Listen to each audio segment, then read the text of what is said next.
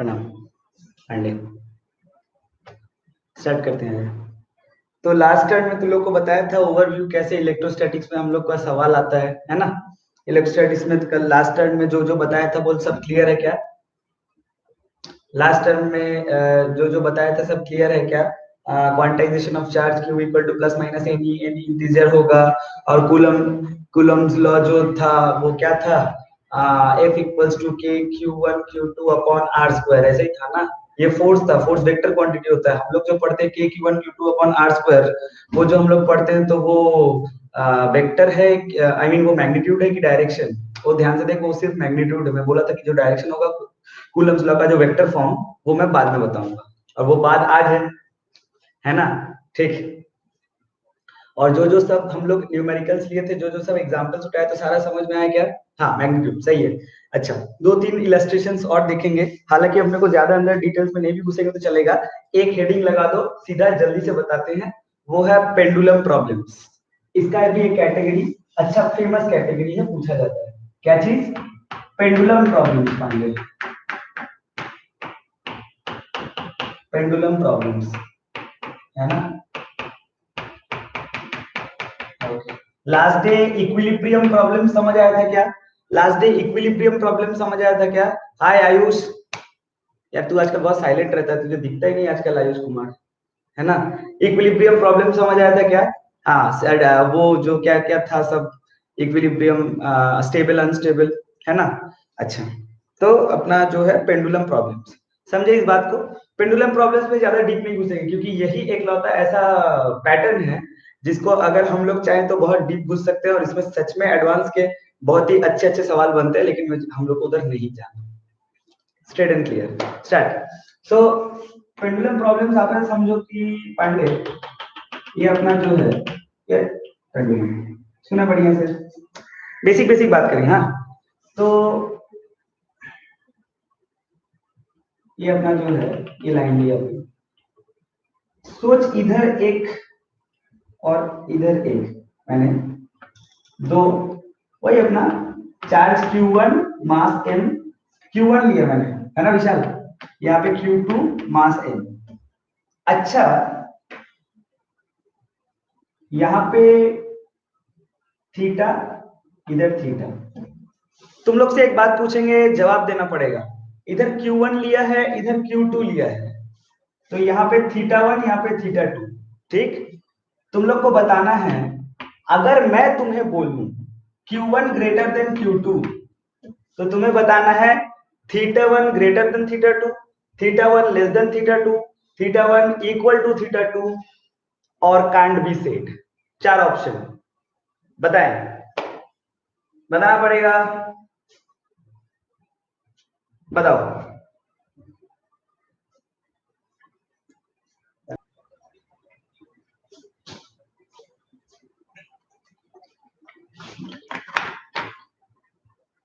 बताओ,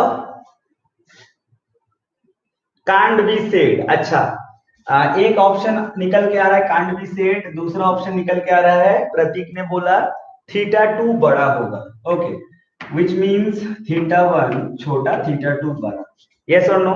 अच्छा, दोनों का नेचर के ऊपर डिपेंड होगा। पांडे पांडे एंड पांडे, यार दोनों पॉजिटिव बोल दिया, plus Q1 plus Q2, minus बोला क्या? साक्षी दास का answer, can't be said, can't be said. अरे यू क्यों कांट बी सेड, क्यों भाई ऐसा क्यों बोल रहे हो तुम लोग? दोनों का नेचर के ऊपर डिपेंड होगा सर, आई थिंक सेम और एल्स कांट बी सेड। अच्छा, कांट बी सेड के ऊपर इतना स्ट्रेस क्यों? सर क्योंकि ये हम लोग का अंदर का सच्चाई है। अरे, अरे देख, देख सुन सुन, सुन ध्यान से, है ना? पहली बात, आंसर सुन के तुम लोग गिर मत जाना, ठीक है? और साक्षी गोयनका, तू चुप रहना, ठीक? आंसर है theta one equal to theta to,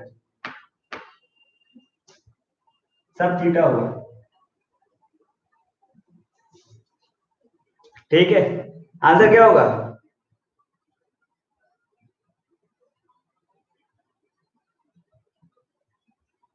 अब सुने ध्यान से, सुने ध्यान से, पहले बता, ये मान ले एक चौक है, ठीक है, सुन, अब मेरे को घुसने दे पूरा फील्ड पे।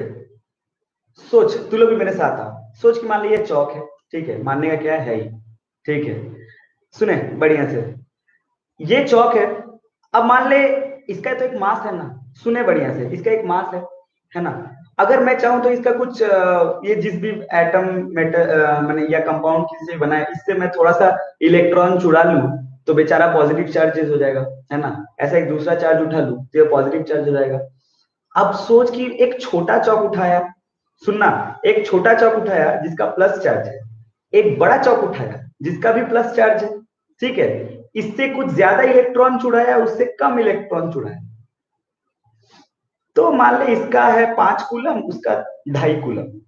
ऐसे ही लटका दिया दो चौक, ठीक है। ये बड़ा चौक को इधर लटकाया, छोटा चौक को उधर लटकाया। सुनना बढ़िया से, तो तुझे फील होना चाहिए कि सर ऐसे, या ना फेजर में बताया था, सुने, ये मेरा इस हाथ को पकड़ ले Q1, इस हाथ को पकड़ ले Q2, ये छोटा चौक, ये बड़ा चौक, ये बड़ा, तुम्हें थीटा तो दिख रहा है ना, थीटा, ये बड़ा चौक है ना। अब सोच, अगर बड़ा चौक लेगा तो ऐसे हो जाएगा ना, ऐसे यूं यूं, पॉजिटिव है ना, रिपेल कर रहा है ऐसे यूं। देख थीटा बहुत कम गया। तो मेरा कहने का मतलब ये है कि जो भी तुम्हें फील आ रहा है, थीटा 1 बड़ा, थीटा 2 छोटा, थीटा 2 बड़ा, थीटा 1 छोटा, मास के लिए आ रहा है। किसके लिए आ रहा है? मास के लिए आ रहा है। वो अपना चार्जेस का कोई मतलब ही नहीं है थीटा से। अब मैं तुझे और थोड़ा सा फील कराता हूं, सुने बढ़िया से। सोच के अगर मान ले जैसे एक 5 कूलम, ये बड़ा, अरे यही समझ के बोला तो बड़ा क्यों, बड़ा छोटा क्यों बोला, मास तो सेम रखा था, M1 M2 थोड़ी बोला मैं, यहाँ पे तो M रखा था, Q1 Q2 बोला ना, मास तो M रखा था ना मैं। तो अगर मास सेम है तो थीटा तो सेम होगा। समझ इस बात को जो बोल रहा हूं, सुने बढ़िया से जो बोल रहा हूं। हाँ, क्या बोला, हाँ। सोच, अब देख, 10 कूलम का एक चार्ज है, बड़ा सा 10 कूलम का एक चार्ज, और एक ऐसा 0.1 कूलम चार्ज। अब मैं सिर्फ मास बोला, आई मीन चार्ज बोला, मास नहीं बोला। हम लोग दो तरीके से पढ़ाई कर सकते हैं। कुछ ऐसे बॉडीज से हम लोग डील करते हैं अर्थ में कुछ ऐसे बॉडीज से हम लोग डील करते हैं जिनका मास भी होता है, चार्ज भी होता है ना। लाइक फॉर एग्जांपल, आप पार्टिकल, सब एटॉमिक पार्टिकल्स ही ले लो ना, उसमें आपका इलेक्ट्रॉन प्रोटॉन ये सब जो आ जाता है, पॉजिट्रॉन्स वगैरह, इनका मास भी होता है, चार्ज भी होता है कि नहीं। लेकिन मैं बोल रहा हूं कि प्योर फोटोन, जो सूरज का रोशनी से जो आ रहा है ना, फोटॉन्स का क्लस्टर लो, इतने सारे फोटॉन्स जुगाड़ किए। तुम्हें पता है ना, फोटॉन्स का रेस्ट मास जो होता है वो 0 होता है। मतलब ऐसे वो मतलब क्या ऐसे बोले, एक पंख से भी एक पंख से भी हल्का होता है। पहले तो एहसास करो, फोटोन तुम्हारे हाथ में से फोटोन होगा ना, मतलब ऐसे जस्ट रखा है, ऐसे फूंक दोगे ना, पूरा एकदम लाइट का स्पीड से भागेगा। मैं इतना हल्का, इतना हल्का, रियलिटी में ऐसे ही होता है फोटोन। अब सोच कि तू बहुत सारा क्लस्टर ऑफ फोटॉन्स रखा है, समझा। अब अब अगर उसको फूंक देंगे तो वो लाइट का स्पीड से चला जाएगा, साले का मास 0 है। तो हम इतना बड़ा फोटोन का गोला रखे या छोटा सा पार्टिकल रखे, क्या दोनों को फूंकने से बात बराबर है? अबे दोनों को फूंकने से बात बराबर है ना, मास तो है ही नहीं किसी का। अब सोच, उस एंगल से सोचा जाए तो ये इतना बड़ा एक फोटोन का गोला है ना, और ये छोटा सा एक फोटोन। अब बोल, दोनों ही अगर पॉजिटिव चार्जेस रहे तो दोनों को अगर यहां पे से टांग दो तो एकदम इक्वल इक्वल रहेगा ना। अरे मास से कोई मतलब ही नहीं है जीवन में इन लोगों को। तो ये जो अपना जो Fe होता है वही होगा, यहाँ पे इक्वल, यहाँ पे इक्वल, ये थीटा सेम। ये तो मैथमेटिक्स हो गया भाई साहब। अरे समझ आया क्या क्या बोला? थीटा का गड़बड़ कब घुसता है? थीटा का गड़बड़ कब घुसेगा? जब इम्प्रॉपर मास घुसेगा। मास अगर प्रॉपर है तो थीटा में कोई फर्क, समझ में आ रहा है क्या? आया तो एक बार रिस्पॉन्स दे दे। इस टाइप के थ्योरी क्वेश्चंस पूछते हैं, और भी बहुत सारे क्वेश्चंस पूछ लेते हैं, कई सारे क्वेश्चंस पूछ लेते हैं। जैसे मैं डिस्कस नहीं करूंगा उतना ज्यादा, मैं उतना ही जाऊंगा जितना कि अपने को जरूरत है। ये अपना पेंडुलम मान लो,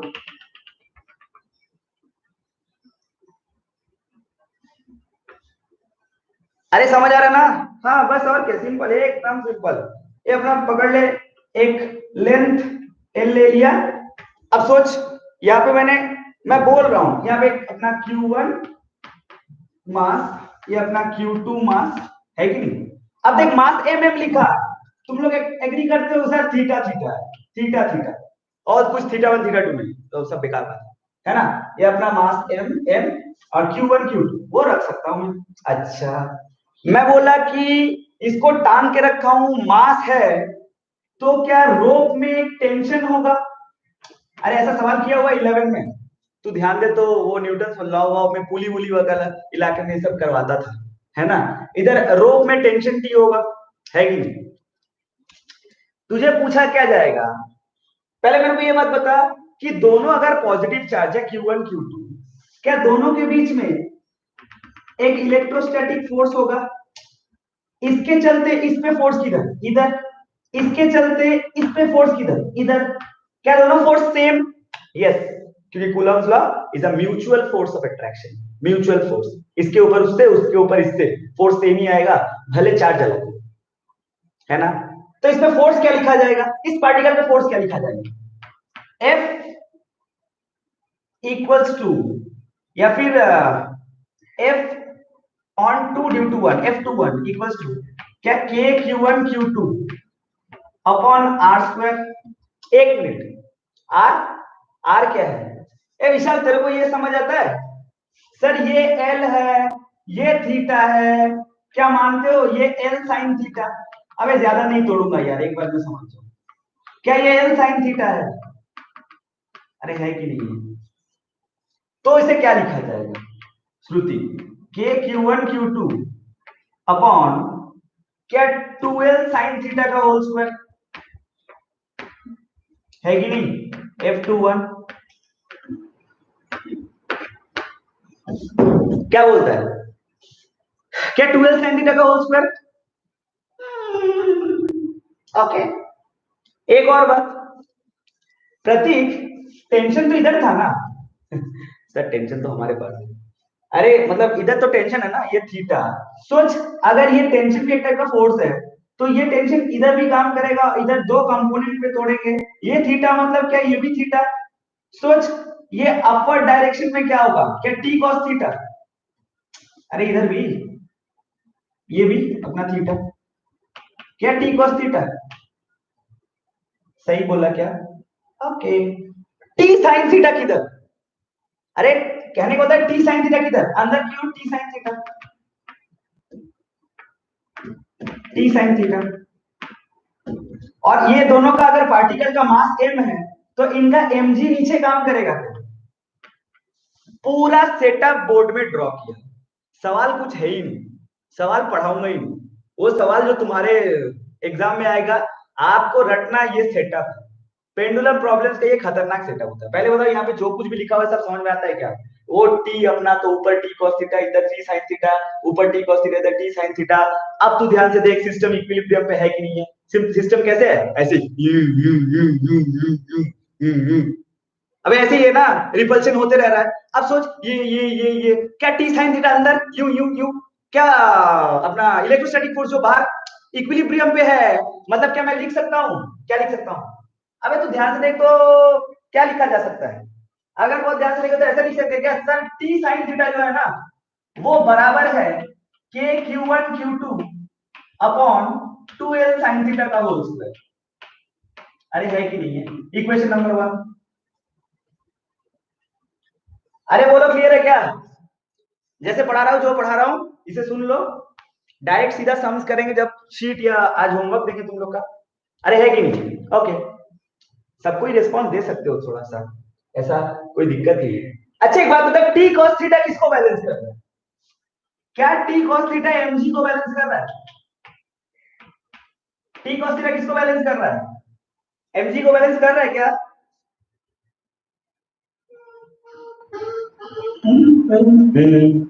टिंग टंग टुंग टंग टिंग टिंग टंग, 4 5। अब मेरे को जल्दी से ये बताओ, ये दोनों इक्वेशन समझ में आता है? ओके, अब मेरे को जल्दी से ये बताओ, कितना वेरिएबल है इसमें? पागल हो जा, पागल हो जा, पागल हो जा तुम सब। कितना वेरिएबल है इसमें, एक सिर्फ देख ध्यान से तो जी ही कांस्टेंट है। अरे वेरिएबल कहने का मतलब ये था कि तुम्हें तरह तरह के सवाल में तुम्हें कुछ भी पूछ सकता है ना वो, तो तुम्हें अब जी तो नहीं पूछेगा, दूसरा प्लेनेट में नहीं लेके जाएगा। कभी कभी तुमको ये दोनों चार्जेस का मास निकलवा सकता है तुमसे, टेंशन इन द रो पूछ सकता है, लेंथ ऑफ द वायर पूछ सकता है, थीटा पूछ सकता है, Q1 Q2 सब पूछ सकते हैं। कितने वेरिएबल हुए सर? टी। क्या क्या वेरिएबल है देख इधर, देख इधर, टी पूछ सकता है मेरे से, थीटा पूछ सकता है मेरे से, क्यू पूछ सकते हैं, Q1 Q2 कोई भी एक तो दे देगा, कोई भी एक तो पूछ सकता है। अच्छा, और क्या लेंथ पूछ सकता है मेरे से, मास पूछ सकता है। कितने वेरिएबल है, कितने वेरिएबल है? ध्यान से देखो तो सर मेरे से वो 5 चीज पूछ सकता है। अब सुन, what is the big deal, इतना देर से क्या कह रहा हूं, कितना इक्वेशन है मेरे पास। तू ध्यान से देख, पेंडुलम प्रॉब्लम्स तेरे पास हर बार दो ही इक्वेशन होता है, एक हॉराइजॉन्टल और एक वर्टिकल। और इक्वेशन किधर है भाई, और कोई इक्वेशन? अब बता कितना टाइप का सवाल बना सकता है वो तुम्हारे साथ। हर बार तुम्हारे पास 5 होगा क्या, वो हर बार 5C2 टाइप ऑफ क्वेश्चंस बना सकता है तुम्हारे लिए। इससे बाहर क्वेश्चंस बनाना मुमकिन ही, कब हर बार 3 देगा कोई 2 पूछेगा, हर बार 3 देगा कोई 2 पूछेगा, घूम के क्या इसी इक्वेशन पे आओगे? अरे 5C2 कितना होता है? 10। 10 टाइप का पेंडुलम सवाल के बाहर सवाल ही होता नहीं। ये तो मैं एडवांस पे चला गया। अब बोलो क्या करना पड़ेगा, मतलब अब मैं वैल्यू डाल डाल के पढ़ाऊं, ये करो एक सवाल एक न्यूमेरिकल, ऐसा नहीं करना चाहिए। बस वही 10 पैटर्न, कभी तुमसे लेंथ पूछवाएगा, टाइम थीटा पूछवाएगा, टेंशन पूछवाएगा, मास पूछवाएगा, 2 देगा, कोई 3 डेटा देगा, 2 तुम्हें निकालना है। कर सकते हो क्या, कर सकते हो ना? अच्छा ठीक, ये जो है अपना पेंडुलम प्रॉब्लम था। अच्छा, मैं न्यूमेरिकल नहीं करा रहा, न्यूमेरिकल नहीं करवाया, मुझे पता है मैं न्यूमेरिकल नहीं करवाया हूं। नेक्स्ट टर्न में जब मैं न्यूमेरिकल डिस्कस करूंगा तो मैं पेंडुलम प्रॉब्लम स्ट्रेट अवे करवाऊंगा। तुम्हें पैटर्न समझ आया है, पेंडुलम प्रॉब्लम्स का कंसेप्ट समझ आया है कि आपको ये पूरा रटा रहना चाहिए। 3 देगा 2 पूछेगा, 3 देगा 2 पूछेगा, बस, और कुछ नहीं कर सकता वो, एक स्टॉप पैटर्न है। Okay,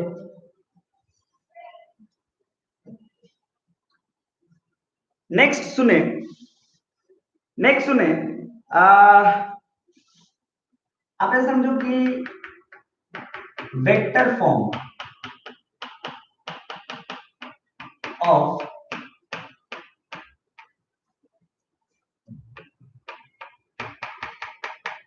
Coulomb's law. आज हम लोग कूलम्स लॉ को बहुत रीडिफाइन करेंगे, आज हम लोग तरह तरह से कूलम्स लॉ को बहुत रीडिफाइन करेंगे। कैसे? हाँ भाई, हर बार टी,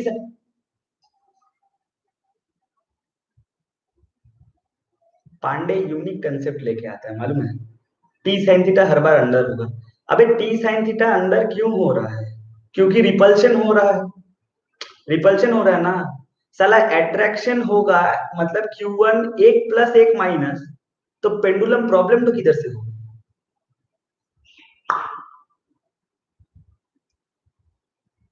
यानी दोनों बार या तो प्लस प्लस या तो माइनस माइनस, हर बार रिपल्शन, हर बार टी साइन थीटा अंदर। पांडे देख इधर, अच्छा एक बात बता, कैसे बताएं, सीधा एक सवाल से बताते हैं, सुनना, सीधा एक सवाल से बताते हैं, वेक्टर फॉर्म गोली मारो। आपको बोला गया कि एक 5 कूलम चार्ज है, सुने बढ़िया से, एक 5 कूलम चार्ज है जो 5,3 पॉइंट पे रखा हुआ है, और एक -2 कूलम चार्ज है जो 7,9 पे रखा हुआ है। आपको बताना है what is the F net, और आपसे वेक्टर पूछा, आपसे एफ नेट वेक्टर पूछा, ऐसे पूछा फाइंड एफ नेट। नॉर्मली क्या होता है, आप डायरेक्टली, अगर आपको स्केलर अप्रोच चाहिए होता है, आपको आर स्क्वायर निकालने से मतलब है आप डिस्टेंस फॉर्मूला मारेंगे तुरंत आर स्क्वायर हाथ में, आप लिख देंगे के इंटू 5 इंटू -2 डिवाइडेड बाई, और जो भी आएगा 2 6 36 40 रूट 40 का होल स्क्वायर जो भी है आप लिख देंगे, यही ना। लेकिन आपसे एफ नेट मांगा है तो थोड़ा सा वेक्टर अप्रोच हो जाए, वो कैसे? अच्छा पहले मेरे को ये बात बता, ये बात बता, सुने सुने ध्यान से। अच्छा एफ नेट जो होता है, एफ नेट का मॉड को आप कैसे लिखते हो ना, k Q one Q two upon r square, अरे लिखते हो कि नहीं लिखते हो? हमको ये बात बता, जब आप ऐसा लिखते हैं मैग्नीट्यूड पार्ट, उस समय जो फोर्स होता है उसका डायरेक्शन किधर होता है, फोर्स का डायरेक्शन किधर होता है? क्या along the line joining the two charges, क्या अलोंग द, मैं बोल सकता हूं आर वेक्टर का डायरेक्शन? अरे क्योंकि आर को अगर आप वेक्टर मानो दो पॉइंट्स को जोड़ के तो उसी डायरेक्शन में होता है क्या? हाँ मतलब मैं क्या बोल रहा हूं कि अगर आपको फोर्स होना भी है तो क्या ये बात का क्लैरिटी है कि फोर्स इसी लाइन का डायरेक्शन में होगा, और यही इसी को आप वेक्टर आर वेक्टर भी बोल सकते हो। अरे बोल सकते हो ना, इसको तो आप आर वेक्टर भी बोल सकते हो। तो मैं ये बोलना चाहता हूं कि आर वेक्टर का डायरेक्शन में ही होगा। ओके, और तुमने वेक्टर पढ़ा हुआ है, तुमने वेक्टर पढ़ा हुआ है, पढ़ने के बाद बता ये क्या है आर स्क्वायर। अच्छा एक बात बता, तुम लोग इस बात से सहमत हो, आर स्क्वायर को नहीं लिखा, मैं स्टाइल मारूंगा, क्या मैं इसे आर वेक्टर का मॉड का स्क्वायर लिख दूं? अबे बात एक ही है क्या? अरे बात क्या है, एक ही है। अच्छा मैं थोड़ा और स्टाइल मार लूं। अच्छा सोच, अगर तेरे को, ये तो मैग्नीट्यूड हुआ, अगर तेरे को वेक्टर लिखना है मतलब क्या लिखना है, क्या मैग्नीट्यूड के साथ एक इसका यूनिट वेक्टर जोड़ दो, मतलब अगर एफ वेक्टर लिखो तो सर वही अपना जो है के Q one minus Q two by ये, अरे एक आर कैप जोड़ दिया भाई साहब, एक क्या जोड़ दिया, आर कैप। अरे यही है ना वेक्टर फॉर्म, क्या मैं थोड़ा और स्टाइल मारूं? सर ये नया क्या है मानी, विशाल यही सोच रहा है। अच्छा सोच आर कैप को आप क्या लिख सकते हो, आर वेक्टर का मॉड, अरे आर कैप को r vector by its mod लिख सकते हो क्या?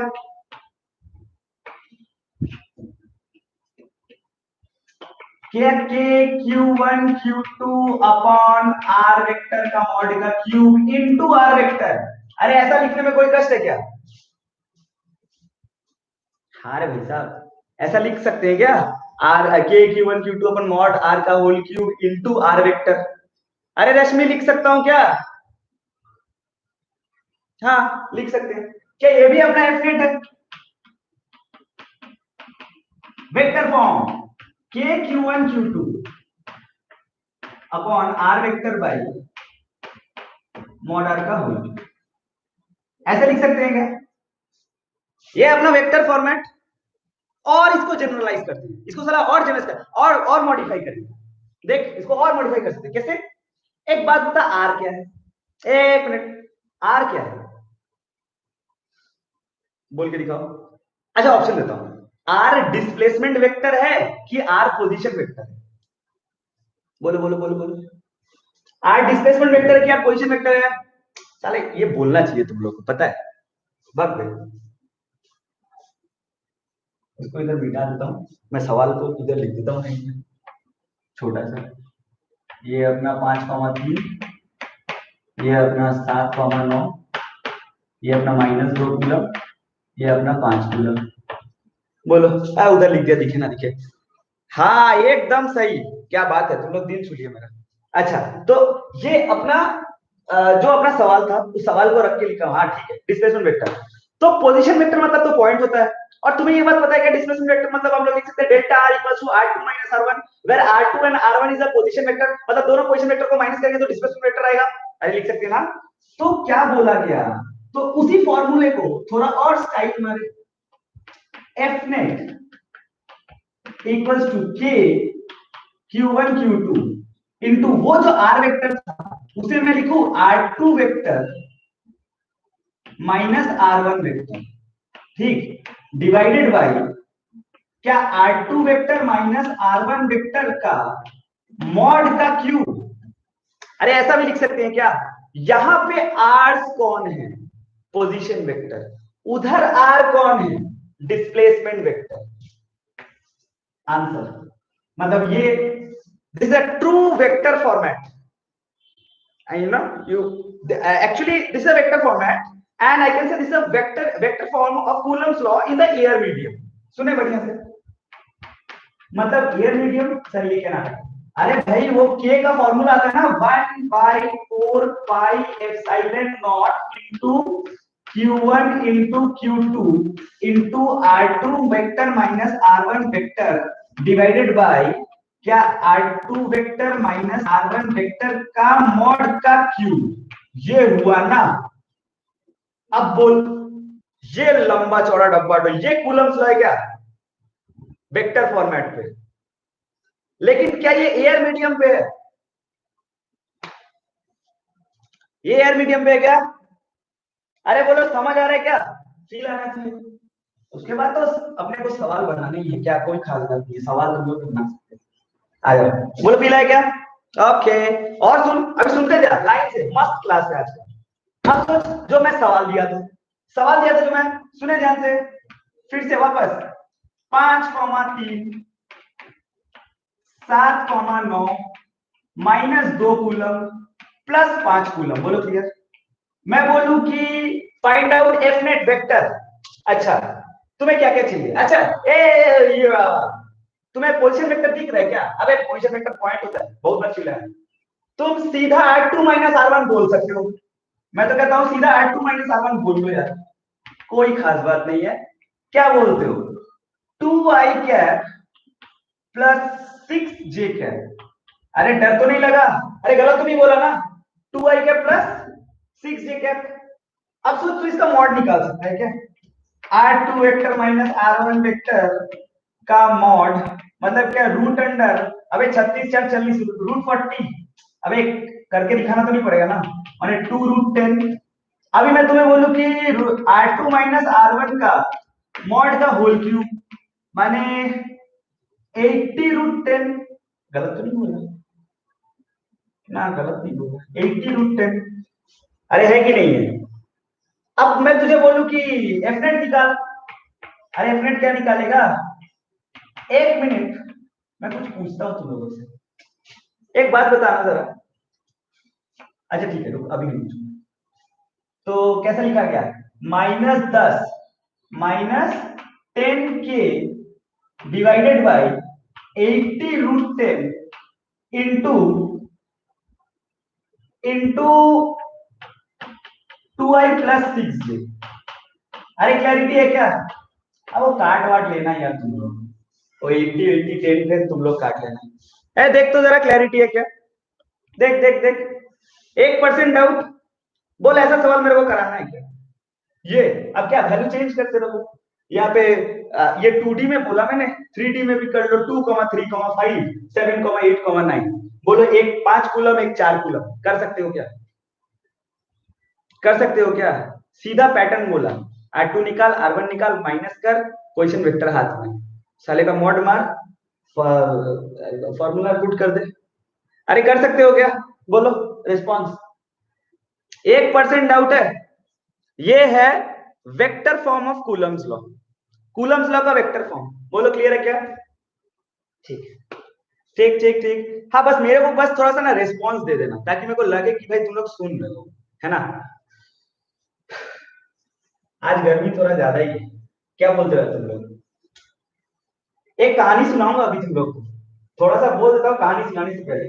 जो कहानी अभी मैं सुनाऊंगा ना, वो कहानी एकदम टू द कोर घुसेगा। मुझे नहीं पता तुम्हें कौन से टीचर लोग क्या पढ़ाए हैं इलेक्ट्रोस्टैटिक्स और रिलेटिव परमिटिविटी और एब्सोल्यूट परमिटिविटी के बारे में। अभी जो भी मैं कुछ बताऊंगा ना, वो तुम्हें एकदम टू द कोर घुसेगा, मतलब कभी जीवन में नहीं भूलोगे। लास्ट एक शायद उस दिन मैं वेव ऑप्टिक्स का शायद किसका क्लास ले रहा था, मैं तुम लोगों से पूछा था ऐसे ER, ठीक है ER, तो तुम लोगों से किसी ने आंसर दिया था, इसका मतलब है रिलेटिव परमिटिविटी, है ना? आज पूछता हूं, तुम लोग बता सकते हो इसका मतलब क्या है? मतलब बताओ। देखो वो सब ER E नॉट का वैल्यू, हाँ ठीक है ठीक है। तू रेस्पॉन्स का पहले स्पेलिंग से सही से रेस्पॉन्स दे, बाद में तू हमको रेस्पॉन्स देना। तू बस हमको थम्स अप करेगा वही बहुत है। इधर रिलेटिव परमिटिविटी का मतलब बता सकते हो, अगर थोड़ा बहुत तुम लोग सुने हो गए या फिर जहां से भी बुक वगैरह, कोई बता सकते हैं क्या रिलेटिव परमिटिविटी का मतलब? एनीवन?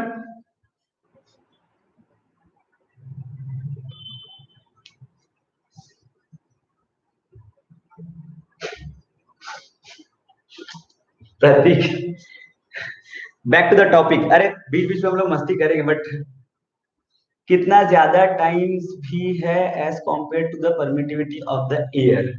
अच्छा, ठीक, ठीक। तो रिलेटिव परमिटिविटी का जो वैल्यू है वो ग्रेटर देन वन होता है ना, अगर जैसे तुम बोल रहे हो कि एयर से कितना टाइम ज्यादा है ना? अच्छा, ठीक है, ठीक है। वो तो बुकिश हो गया दुबे, थोड़ा सा वो तो बुकिश हो गया ना, परमिटिविटी ऑफ द मटेरियल। खैर, आया सुन, मैं बताता हूँ। अच्छा, एक बात बता, हम लोग जो पढ़ाई कर रहे हैं, हम लोग जो पढ़ाई करते हैं इतना देर, लास्ट लास्ट टाइम जो बताया था शायद, एप्सिलॉन नॉट का वैल्यू होता है 8.85 इंटू 10⁻⁻12 कूलम्ब स्क्वायर पर न्यूटन मीटर, पता नहीं ऐसा कुछ था, हाँ उसका यूनिट जो भी है। तो वो उसको क्या बोलते हैं, एप्सिलॉन को क्या बोलते हैं? उसे बोलते हैं परमिटिविटी ऑफ फ्री स्पेस। मतलब क्या बोलते हैं? Permittivity of free space. सुने ध्यान से, वो बेसिकली एयर का परमिटिविटी बोलते हैं। अगर स्टैंडर्ड हम लोग एयर मीडियम में बहुत ज्यादा काम करते हैं, कोई दूसरा मीडियम जल्दी हम लोग चेंज नहीं करते, तो एयर का स्टैंडर्ड माना गया है वो परमिटिविटी। ठीक है? ऐसे सोच एक बात, अगर हम सिंपल सिंपल बात करें, कूलम्स लॉ, ज्यादा उतना हाई फाई डब्बा में नहीं लिखेंगे, एफ नेट, अगर एफ नेट बोलूं तो क्या लिखा जाएगा? K Q one Q two upon r square, यही ना? अच्छा, और थोड़ा और अच्छे से लिखूं तो 1/4 pi epsilon naught into Q1 Q2 upon r square. बोलो क्लियर? एक कहानी सुन, एक मतलब ये तो हवा में नापते हैं, मान ली यहाँ पे एक Q1 चार्ज होगा यहाँ पे, और यहाँ पे Q2 चार्ज होगा, है कि नहीं? अच्छा, ये Q1 ये Q2, अच्छा मैं मान के चलता हूँ, ऐसा मैं मान के चल रहा हूँ ना, दोनों पॉजिटिव चार्ज है। कैसा चार्ज है? दोनों पॉजिटिव बड़ा चार्ज है ना? ऐसे मान ले जैसे कि 8-10 कूलम बहुत बड़े होते हैं, बहुत बहुत ज्यादा बड़ा होता है। 8 कूलम या 2 कूलम बहुत होता है एक इलेक्ट्रॉन के कंपैरिजन में। 1.6 इंटू 10⁻19 कूलम कोई चार्ज ही नहीं है फालतू। इधर सुने, 2 कूलम बहुत होता है। इधर देख, तो ये दोनों ना, मान के चलो आप, ऐसा बीच में मीडियम था एयर। कैसा मीडियम था? Air medium. अब इनको ना मैं ना पानी में लेके चला गया। अरे पानी मतलब तुम समझते हो ना वो, पानी वाटर को क्या बोलते हैं? पोलर सॉल्वेंट वगैरह समझते हो क्या? हालांकि मेरे को भी उतना ही पता है। पोलर सॉल्वेंट मान सकते हैं ना, वाटर, H2O। कितनों को पता है वाटर का फॉर्मूला H2O? रेस्पॉन्स देंगे ये, वाटर का फॉर्मूला जाइए, तुम लोग कितना पता है? खैर, वाटर का फॉर्मूला H2O शिवम को पता होगा, शिवम को एक तो तो खैर H2O। अच्छा एक बात, वो तुमने ये सुना होगा ना, वाटर को ऐसे हम लोग लिखते हैं ऐसे, ये O माइनस माइनस ऐसे ऐसे, पता नहीं ऐसे लिखते थे H। बहुत ज्यादा हो गया मेरे लिए केमिस्ट्री तो, इतना इतना मेरे को नहीं पता। अरे बोल सकते हो क्या ये एंगल? अरे ठीक है शिवम, ये एंगल, एंगल बता शिवम, एंगल तो कितना था रे? एंगल तो कितना था? कई लोग सोच रहे हैं।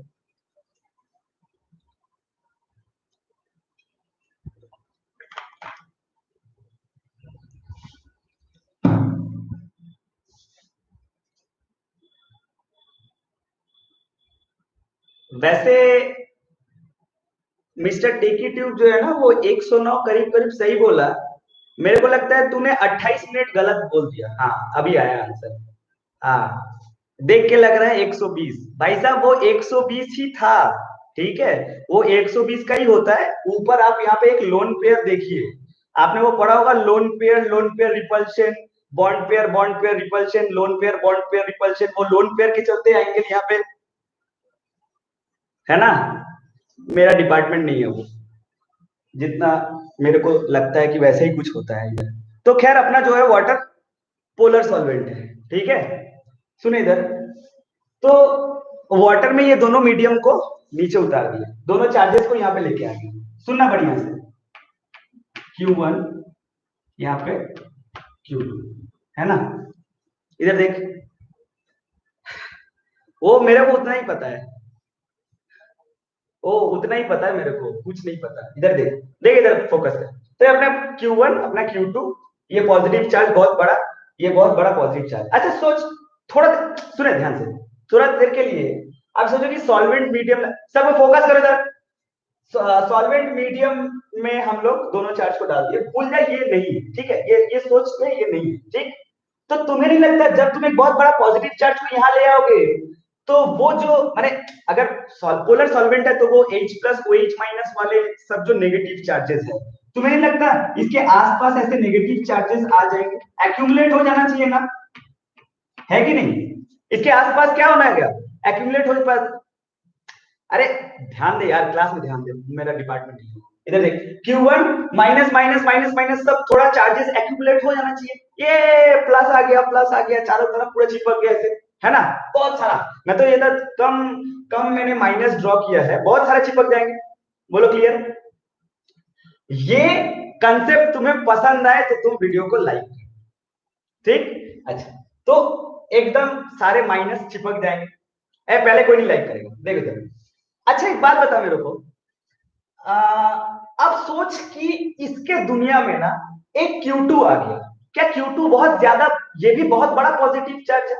यार पहले लाइक कर दो, बट पढ़ाने दो, क्या ये भी बहुत बड़ा पॉजिटिव चार्ज है।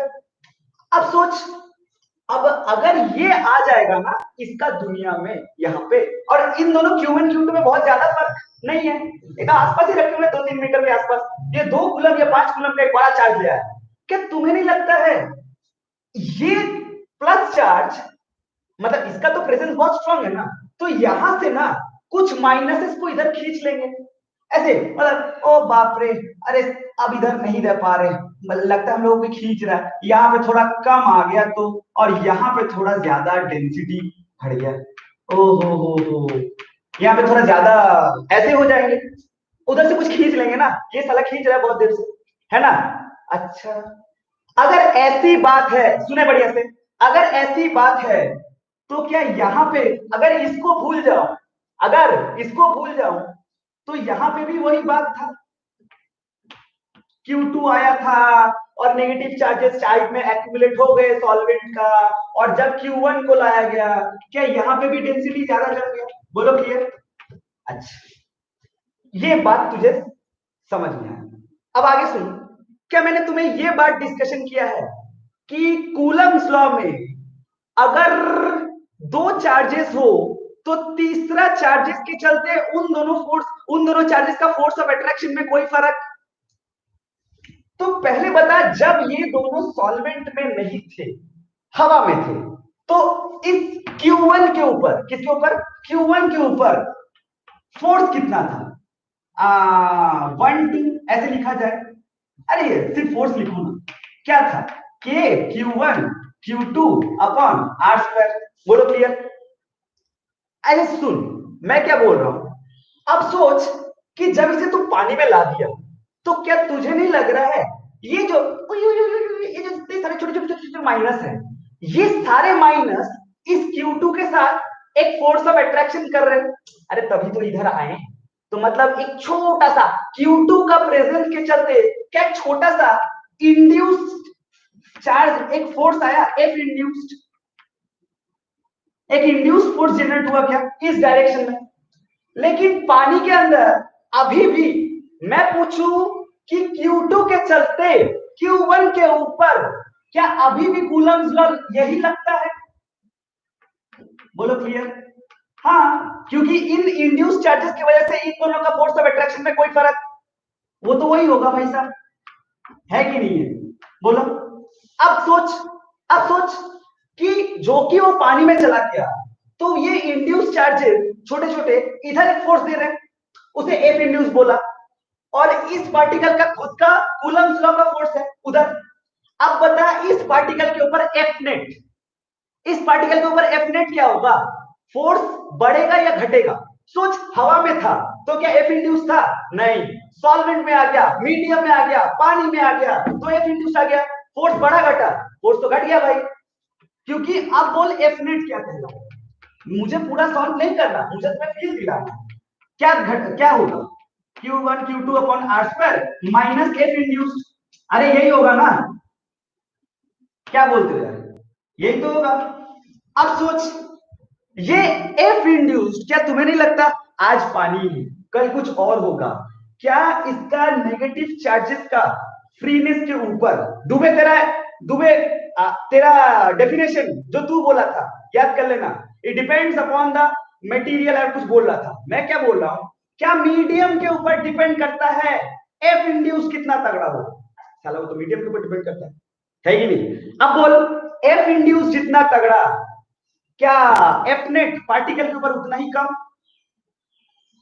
इसलिए बोलते, और ये जो कंपनी का नेचर है ना, किस फैक्टर से ये अपना कूलम्स का जो एयर में था वो पानी के आने की वजह से किस फैक्टर से घट जाता है, उस फैक्टर को बोलते हैं रिलेटिव परमिटिविटी। बोलो क्लियर? और ये रिलेटिव परमिटिविटी क्यों आ रहा है? क्योंकि एफ इंड्यूस्ड ताकतवर हो रहा है। तुमने सुना होगा एफ कूलम का फॉर्मूला लिखते हैं ऐसे, अगर स्टैंडर्ड लिखा जाएगा 1/4 pi epsilon naught epsilon r into Q1 Q2 upon r square. सुने बढ़िया से, मेरा मकसद इसे सॉल्व करना नहीं है, मेरा मकसद बार बार बता रहा हूं, रिलेटिव परमिटिविटी का थोड़ा सा फील दिलाना है। रिलेटिव परमिटिविटी मतलब मीडियम का एफ इंड्यूस, और वो एफ इंड्यूस इतना ताकतवर होगा कि एफ नेट घट जाएगा। अब ये एफ नेट किस फैक्टर से घटा? Relative permittivity. अरे याद कर, जो ऑप्टिक्स में पढ़ाया था रिफ्रैक्टिव इंडेक्स, साला लाइट का स्पीड किस फैक्टर से घट जाए? Refractive index. तो सोचो, देखिए ये तो अपना, देख मैंने यहां से एप्सिलॉन आर मिटा दिया, ये अपना जो है ये एयर का कूलम है, इसको डिवाइड कर दो ना ईआर से, यही तो है रिलेटिव परमिटिविटी। किस फैक्टर से ये घट जाएगा? जो घट जाएगा तो वो जो फॉर्मूला होगा, this would be F net equals to 1/4 pi epsilon naught epsilon r into Q1 Q2 upon r square. क्या ये फॉर्मूला एयर का है या कोई मीडियम का? ये फॉर्मूला तो कोई मीडियम का है ना। बोला समझ में आया टॉपिक, कि आखिर रिलेटिव परमिटिविटी हो क्या रहा है? रिलेटिव परमिटिविटी मतलब कोई भी मीडियम पे आप ले जाते हो, उसके चलते क्या एफ इंड्यूस्ड आता है, उसके चलते क्या फोर्स घटता है, तो वो साला किस फैक्टर से घटेगा? जिस फैक्टर से घटेगा उसको क्या बोलेंगे? Relative permittivity. बोलो क्लियर है क्या? अरे समझ में आया क्या? अगर समझ में आया तो थोड़ा थम्स अप कर दो।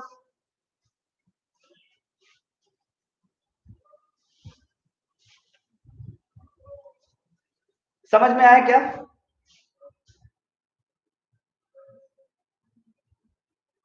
ओके, तो ये मैटर चलता है रिलेटिव परमिटिविटी, सही है। अब उसमें बहुत सारे टर्मिनोलॉजीज होते हैं, टर्मिनोलॉजी उसमें बहुत सारे होते हैं, वो मेरा नहीं है, वो बुक में लिखा है, मैं भी रटा था, तुम भी रटो, उसमें कोई खास बात नहीं है। हाँ ठीक है, इधर सुना। अब क्या बोलते हैं एफ साइल, अब नाम ही रटना है, उसमें मैं क्या कर सकता हूं, एफ साइलेंट नॉट को क्या बोलते हैं? Permittivity, permittivity of free space. Space का स्पेलिंग क्या था? SPEC नहीं, SPAC। अच्छा ठीक है, फ्री स्पेस। अच्छा, ER क्या बोला? रिलेटिव,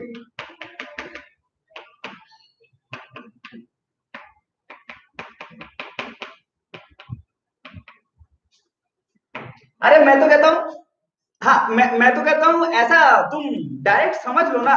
मैं बोल रहा हूं कि दो कूलम, दो चार्जेस थे, चार्ज पार्टिकल 5 कूलम, 2 कूलम, दोनों एयर में थे, एयर मीडियम में जब वो लोग दोनों रहते थे उनके बीच में, जब वो लोग दोनों एयर मीडियम में रहते थे उनके बीच में फोर्स लगता था 5 न्यूटन, ऐसे समझ लो, या जो भी है फोर्स का जो भी अपना यूनिट है, वो उनके बीच में फोर्स लगता था, इलेक्ट्रोस्टैटिक कूलम फोर्स लगता था 5 न्यूटन।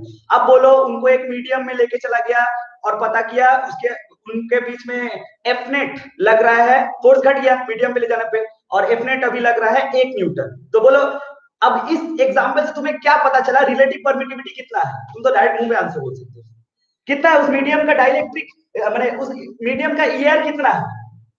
कितना है उस मीडियम का? ई नॉट इंटू ई आर। इसको कलेक्टिवली बोला जाता है एब्सोल्यूट परमिटिविटी।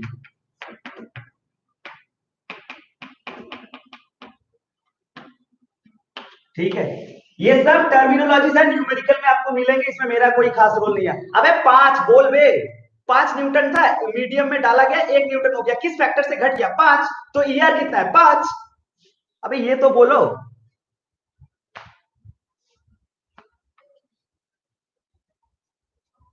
बोलो क्लियर। पांडे एक सवाल पूछते आ जा, पांडे एक सवाल पूछते आ जा, पांडे के लिए सवाल। अभी अभी पेंडुलम पढ़ा है ना, दिमाग में वही चल रहा है, पेंडुलम पेंडुलम पेंडुलम। पांडे के लिए सवाल आए। ये अपना इधर, ये अपना इधर, ये अपना Q1,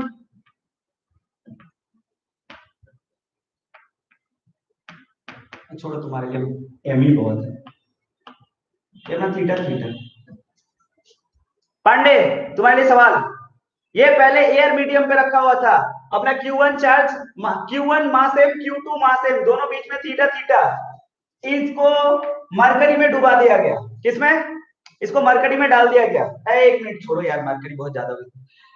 एल्कोहल, आजकल बहुत दुकान खुला हुआ है, इसको एल्कोहल में डाल दो, ठीक है। तो एक मीडियम में डाल दिया गया। तुम्हें बताना है थीटा इंक्रीज, पांडे बोलेगा theta decrease, theta first increase then decrease, theta first decrease then increase. बोलो,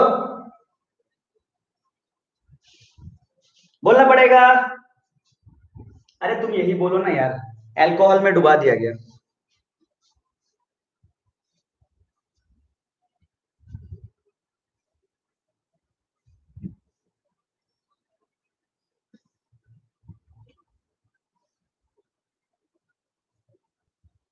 ए सब कोई बोलोगे? अच्छा सब बोलो तो देखो, तुम लोग भी, तुम लोग कितने ओबीडियंट तो नहीं। सर आप तो पांडे से पूछे, हम लोग क्यों बोले? आंसर देने की बारी है तो तुम लोग यही सोचते हो। अरे आंसर दो यार।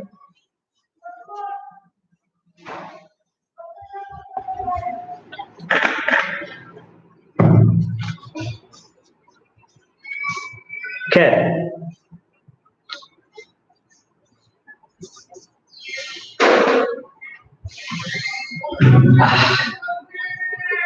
हाँ यार एकदम सिंपल है। पता नहीं तुम लोग 3 और 4 में क्यों फंस रहे हो। इंक्रीज डिक्रीज का कौन सा चीज में पढ़ाया हो? साला पढ़ाई में मनगढ़ंत कहानी बना रहा हूँ यार। बात एकदम सिंपल एंड क्लियर आंसर 2। अरे थीटा डिक्रीज होगा भाई, तुम इसको दूसरा मीडियम पे ले जाओगे तो उसका फोर्स घटेगा, क्योंकि नीचे एप्सिलॉन आर आ जाएगा। साला दोनों के बीच में, सुने, दोनों के बीच में, ये दोनों के बीच में, सॉरी सॉरी सॉरी सॉरी, इधर और इधर, दोनों के बीच में फोर्स घटेगा। एक मिनट, दोनों के बीच में फोर्स घटेगा मतलब क्या? दोनों के बीच में टी साइन थीटा घटेगा। टी साइन थीटा कैसा? टी साइन थीटा, अरे दोनों के बीच में टी साइन थीटा घटेगा ना। अबे टी तो कांस्टेंट है, तो क्या घट जाएगा? थीटा, थीटा घट जाएगा ना। फोर्स घटेगा तो टी साइन थीटा घटेगा, और टी साइन थीटा घटेगा मतलब थीटा घट जाएगा। अरे क्लियर है क्या? ठीक, देखिए इधर। ओके, आज कोई नया टॉपिक डिस्कस करेंगे, वो है इलेक्ट्रिक फील्ड। तुम लोग बताओ, तुम लोग को क्या लगता है इलेक्ट्रिक फील्ड किसे बोलते हैं? रश्मि नहीं दिख रही है आज। रश्मि का काम दूर है, मेरा मतलब है रश्मि आंसर देती है ना। इलेक्ट्रिक फील्ड अरे किसे बोलते हैं?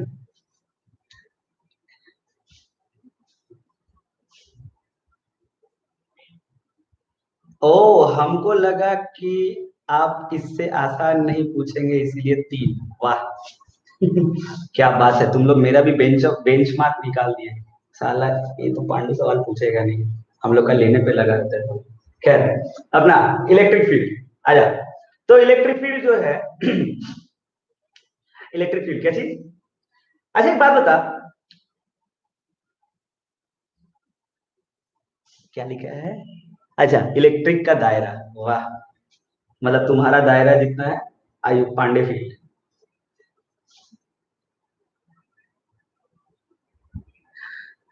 अच्छा, जाते थे लॉकडाउन से पहले, ठीक है। इधर देख, बस बस बस इधर देखो। तो मैं क्या बोल रहा हूँ, इलेक्ट्रिक फील्ड आप ऐसा समझे कि अलग से कुछ खास पढ़ाने की जरूरत नहीं है। आप ग्रेविटेशनल फील्ड्स भी आप समझते हो, जो पढ़ाया था उसमें small G capital G, gravitation में पूरा भर भर के पढ़ाया था ना फील्ड्स के बारे में। वो भाई डॉन वाला एग्जांपल उठाया था कि किसका इतना एरिया है, इतना कैपेसिटी है, जिसमें वो फोर्स फील कर पाए, उससे बाहर चला जाएगा तो वो फोर्स फील नहीं कर पाएगा, that's called basically electric field. ठीक है, वो अपना एक फील्ड है, वो अपना कंसेप्ट है, तुम जानते हो। मैं तुम्हें पहले ये बताऊंगा, एक मिनट, ठीक है, सुने। हाँ, एकदम सही बोली साक्षी। मैं पहले तुझे ये बताऊंगा कि जो तुम लोग को मैं ग्रेविटेशनल फील्ड के मैटर पे जो पढ़ा चुका हूँ, डिट्टो सेम चीज पढ़ लीजिए इलेक्ट्रिक फील्ड में। बस उसमें क्या होता है, इट्स अ अट्रैक्टिव फील्ड, और you can say that electric field is a vector quantity, it acts in a particular direction. But यहाँ पे ना field depends upon the nature of the charges, can be repulsive, can be attractive, so it can be outwards और inwards, कुछ भी हो सकता है। उस मैटर पे नहीं जा रहा हूँ मैं, किस एंगल से इलेक्ट्रिक फील्ड का डेफिनेशन में घुस रहा हूं, अब तुम लोग उसको सुनो और तुम लोग उसी को याद रखना, ठीक। सबसे पहले तो बेसिकली आप जान लो, electric field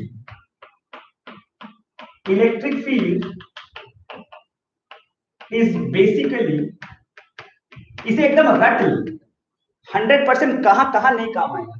electric field is basically force, और you can write electrostatic force, electrostatic force per unit charge, by per unit charge ही लिख लो, electrostatic force per unit charge. हाँ ठीक है, इधर देख ले। सो ये इलेक्ट्रिक फील्ड है अपना। सुने बढ़िया से, मैं बोला कि यहाँ पे अपना एक पार्टिकल है साक्षी, ये अपना क्यू टाइम, ये अपना क्यू नॉट है ना। सिंपल पूछे, क्यू अपना क्यू नॉट अपना दोनों positive, force of force electrostatic force किधर है, इधर इधर, अरे ये ना, इसके उसके चलते इस पे इधर, इसके चलते उस पे उधर, यही है ना। और जो कि म्यूचुअल फोर्स ऑफ अट्रैक्शन है, तो दोनों तरफ फोर्स सेम है, तो क्या लिखा जाएगा, F force must be equal to k q q naught upon, अरे डिस्टेंस डिस्टेंस ले लो ना यार, कुछ ले लो, आर स्क्वायर। तो अपना आर स्क्वायर। अब बता, अगर मैं तुझे पूछूं कि इस जगह पे इलेक्ट्रिक फील्ड कितना है, क्या पूछूं, इस जगह पे इलेक्ट्रिक फील्ड कितना है, तो electric field must be equal to क्या, k q q naught upon r square upon q naught. अबे क्यू नॉट पे पूछ रहा हूं ना, तो क्यू नॉट से डिवाइड करूंगा ना, और क्या, क्यू पे पूछ लेता, उससे डिवाइड कर देता। तो क्या लिखा जाएगा, तुम ध्यान से देखो कि के क्यू बाई आर स्क्वायर, अरे के क्यू बाई आर स्क्वायर। ये भी इंपॉर्टेंट बात नहीं था, ये तो खैर अपना जो नॉर्मल जो मैंने लिखा उस हिसाब से बताया, मतलब एकदम रॉकेट साइंस की तरह से। अभी तक जितना कुछ पढ़ा के आया, वापस एक शब्द में सब पढ़ा दूंगा। मर पांडे, फिगर में आ रहा हूं, लिख और कुछ। अरे सुनो, एक बात बता मेरे को, सुने बढ़िया से, एक बात बता मेरे को, ये जो मैंने लिखा, तुम इसको ध्यान से देखो, तुम इसे ध्यान से देखो, क्या तुम इसका इंटरप्रिटेशन ये भी लगा सकते हो, सर, सुने बढ़िया से सुने, सर आप क्यू नॉट नहीं लिख के ना, इसे 1 कूलम मान लीजिए, कितना मान लीजिए, 1 कूलम। अब इसके यहां पे फोर्स बताइए, इस पे यहाँ पे फोर्स बताइए, इसको 1 कूलम मान के फोर्स बता, वही, अरे वही है ना। तो इलेक्ट्रिक फील्ड का टोटका क्या निकला, अगर आपसे इलेक्ट्रिक फील्ड निकालने बोला जाए कोई पर्टिकुलर पॉइंट पे, आप क्या निकाल दो, गलती से आप फोर्स निकाल दो, फोर्स निकाल दो, और जहां पे निकाला गया है उस चार्ज को 1 कूलम पकड़ लो, तो क्या फील्ड निकल गया। अगर आपको फील्ड निकालने बोले तो आप फोर्स निकाल लो, अगर आपको फील्ड निकालने बोले तो आपको फोर्स निकाल लो। तब से पिछले क्लास से अभी तक तुम क्या निकालना सीख रहे हो, फोर्स। इलेक्ट्रिक फील्ड निकालने बोले तुम फोर्स निकाल लो, जिस पॉइंट पे बोला गया, जिस चार्ज के ऊपर फील्ड निकालना, उस पे 1 कूलम रख दो, क्या फील्ड आ गया। अब सोच, जितना सारा न्यूमेरिकल लास्ट क्लास से करते आ रहा है, find F net F net F net, अरे एफ नेट हर जगह, यहाँ वहां मैथमेटिक्स वाला LN2 साला हर जगह पे एफ नेट निकालने बोला गया। क्या मैं हर एक सवाल पे ई नेट निकाल सकता हूं? तू ध्यान से देख, तो लास्ट में जितना सारा सवाल कराया था ना, सब पे वन कूलम ही करा रहा था। वन कूलम है, बीच में रख दो। हालांकि किसी किसी जगह पे क्यू बोला था, लेकिन मैक्सिमम जगह पे वन कूलम बोल रहा था। हाँ, तो मतलब वो भी क्या तुम फील्ड ही निकाल रहे थे? क्योंकि वन कूलम पे निकाल रहे थे ना, तो फील्ड ही निकाल रहे थे, पर तुम्हें लग रहा था वो फोर्स निकाल रहे थे, हालांकि फोर्स है भी। एक कूलम के ऊपर फील्ड और फोर्स एक ही बात है। बोलो क्लियर? तो हम लोग इसे ऐसे समझ सकते हैं ना, तुम्हें फील्ड निकाले जाए, कोई नया बात निकाले, तुम्हें फील्ड निकालने बोला जाए तो कोई नया बात नहीं बोला है, तुम्हें फोर्स निकालने बोला है वन कूलम रख के, बात खत्म। अरे समझ में आ रहा है ना? अरे समझ में आ रहा है ना? तुम्हें मैं वो सारा न्यूमेरिकल मैं दोबारा दे दूं, फील्ड बोल इस जगह पे, जितने सारे पे फोर्स बोला था फील्ड बोलो। अभी क्या बोल रहा है, जहां क्यू ले रहा था वहां वन ले, कर सकते हो ना? खत्म। आगे बढ़ते हैं, सुन, यही अपना इलेक्ट्रिक फील्ड। अब इसको, अब तू सोच, एक मिनट एक मिनट एक मिनट, अब तू सोच, अब इसका अरे बुक में लिखा था, सब पागल है। बुक में बोलते हैं इलेक्ट्रिक फील्ड का फॉर्मूला इन वेक्टर फॉर्म। अभी अभी पढ़ा है ना, force in vector form, coulomb force, electric field का फॉर्मूला इन वेक्टर फॉर्म। अब बोलो क्या लिखा जाएगा? इलेक्ट्रिक फील्ड का फॉर्मूला। तू ध्यान से देख, ये लंबा चौड़ा फॉर्मूला एक बार में तुम लिख सकते हो, मैं तो क्या तुम ही लिख दोगे। ये रहा इलेक्ट्रिक फील्ड। अच्छा, 1/4 pi epsilon naught epsilon r into k q bracket में R2 minus R1 vector divided by R2 vector minus R1 vector का मॉड का क्यूब ले मान। क्या ये इनेट वेक्टर है? अरे है कि नहीं? सब मान लिया, इन अ मीडियम ER रख दिया, और वो क्यू क्यू के बाद में जो Q1 के बाद Q1 क्यू ही ले ले, क्यू के बाद जो Q0 होता है Q0 पे रख दिया वन कूलम। देख इलेक्ट्रिक फील्ड, अरे है कि नहीं? फोर्स को देख के पूरा टिट्टू छाप दो वन कूलम रख के। समझ में आ रहा है क्या? कोई नई बात? मतलब जितना डेडिकेशन से फोर्स पढ़े हो इनटू 2 दिमाग में छप गया। फील्ड पूछे फोर्स पूछे कोई फर्क नहीं पड़ता, फोर्स पूछ लिया तो तुम्हें आता है, फील्ड पूछ लिया तो जहां पूछा वन कूलम रखते। अरे सही है क्या? कई लोग सन्नाटे में चले गए, खाना पता नहीं क्या क्या लिखते हैं।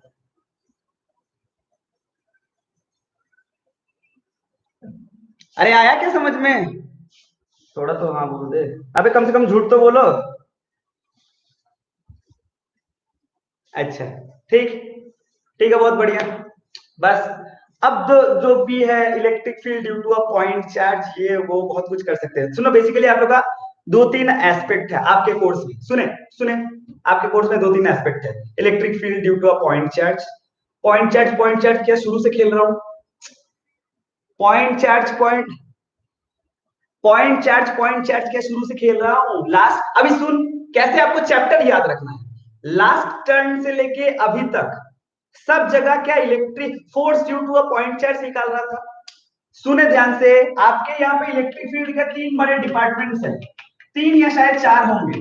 इलेक्ट्रिक फील्ड के दो तीन बड़े बड़े डिपार्टमेंट्स हैं।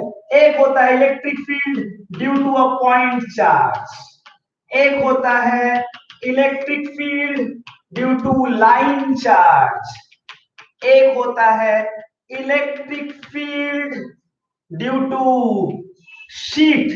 अब इनफाइनाइट भी हो सकता है, आप ऐसे समझ लो शीट, ठीक है। और एक होता है infinite due to 3D। 3D का ऑप्शन है, मैं थोड़ा देख के बताऊंगा आपको, मेरे को डाउट है कि कुछ कुछ केस ही पढ़ाते हैं, उतना जाएंगे ही नहीं, ठीक है। तो ये इतने बड़े बड़े डिपार्टमेंट्स थे, डरने की बात नहीं है। आप ध्यान से, अबे कुछ लिखना ही है, बोल। जो सर आप बोले रेस्पॉन्स देते, प्ले उड़ा ले घर में। अरे ये पॉइंट चार्ज पूरा पढ़ चुके थे, ध्यान से देख, तू ध्यान से देख, पूरा पढ़ चुके। अबे साला शुरू से तो क्या खाली पॉइंट चार्ज, यहाँ पॉइंट रख दो, वहां पॉइंट रख दो, ये रख दो, वो रख दो, जितने भी सारे न्यूमेरिकल सब तो पॉइंट चार्ज पे किए ना, सारे फोर्स के। और मैंने एक बार में क्या बोल दिया, फोर्स का जहां पे निकाला वहां पे वन कूलम रख दो, तो क्या फील्ड के लिए भी सीख लिया। ये पूरा डिपार्टमेंट हट गया, पूरा डिपार्टमेंट हट गया, नहीं पढ़ाना, सीधा लाइन चार्ज पे घुसेंगे। हेडिंग लगाओ, electric field due to an infinite uniform rod, या फिर फाइनाइट लिखो पहले, इनफाइनाइट मत। Electric field due to a finite uniform charge rod,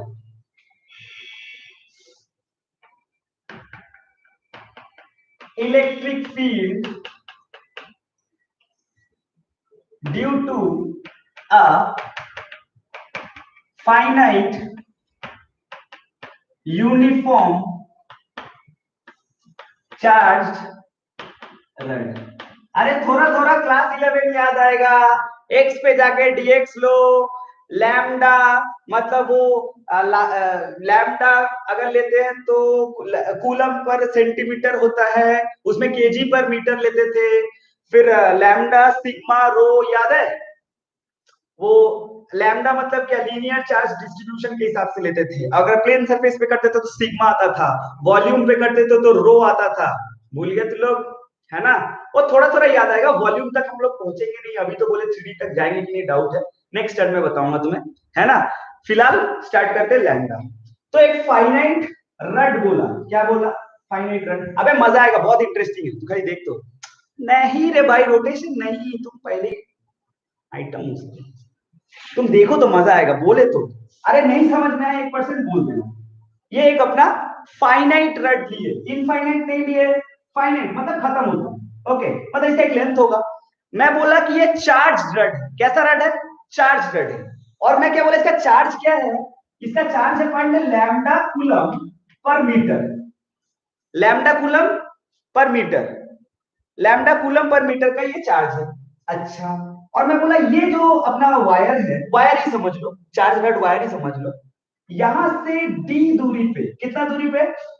D दूरी पे एक पॉइंट है। अबे पॉइंट बोला, चार्ज नहीं बोला कि उसमें चार्ज रखा हूं, मैं बोला पॉइंट है। इस पॉइंट पे क्या मैं फोर्स निकाल सकता हूं? नहीं सर, फोर्स कैसे निकाल देंगे? इधर एक चार्ज पार्टिकल है, इधर एक चार्ज है ना? यहाँ पे एक दूसरा चार्ज रखिएगा तब ना, दो भले ही वो लाइन है, भले वो पॉइंट चार्ज नहीं है, बट चार्ज तो है उधर, लैम्डा कूलम पर मीटर, मतलब प्रति 1 मीटर पे लैम्डा कूलम चार्ज, मतलब चार्ज है।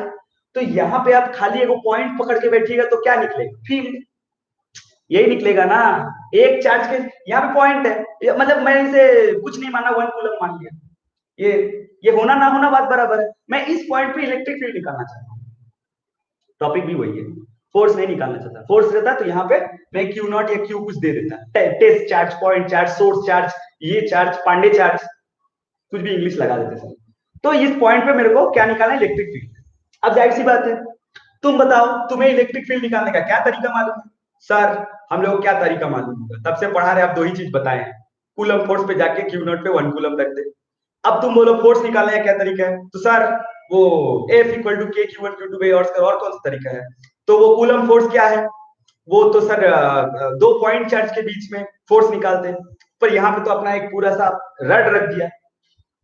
तो एक बात बता, एक छोटा सा, अब सुनना, अब ये थोड़ा सा कैलकुलस आएगा।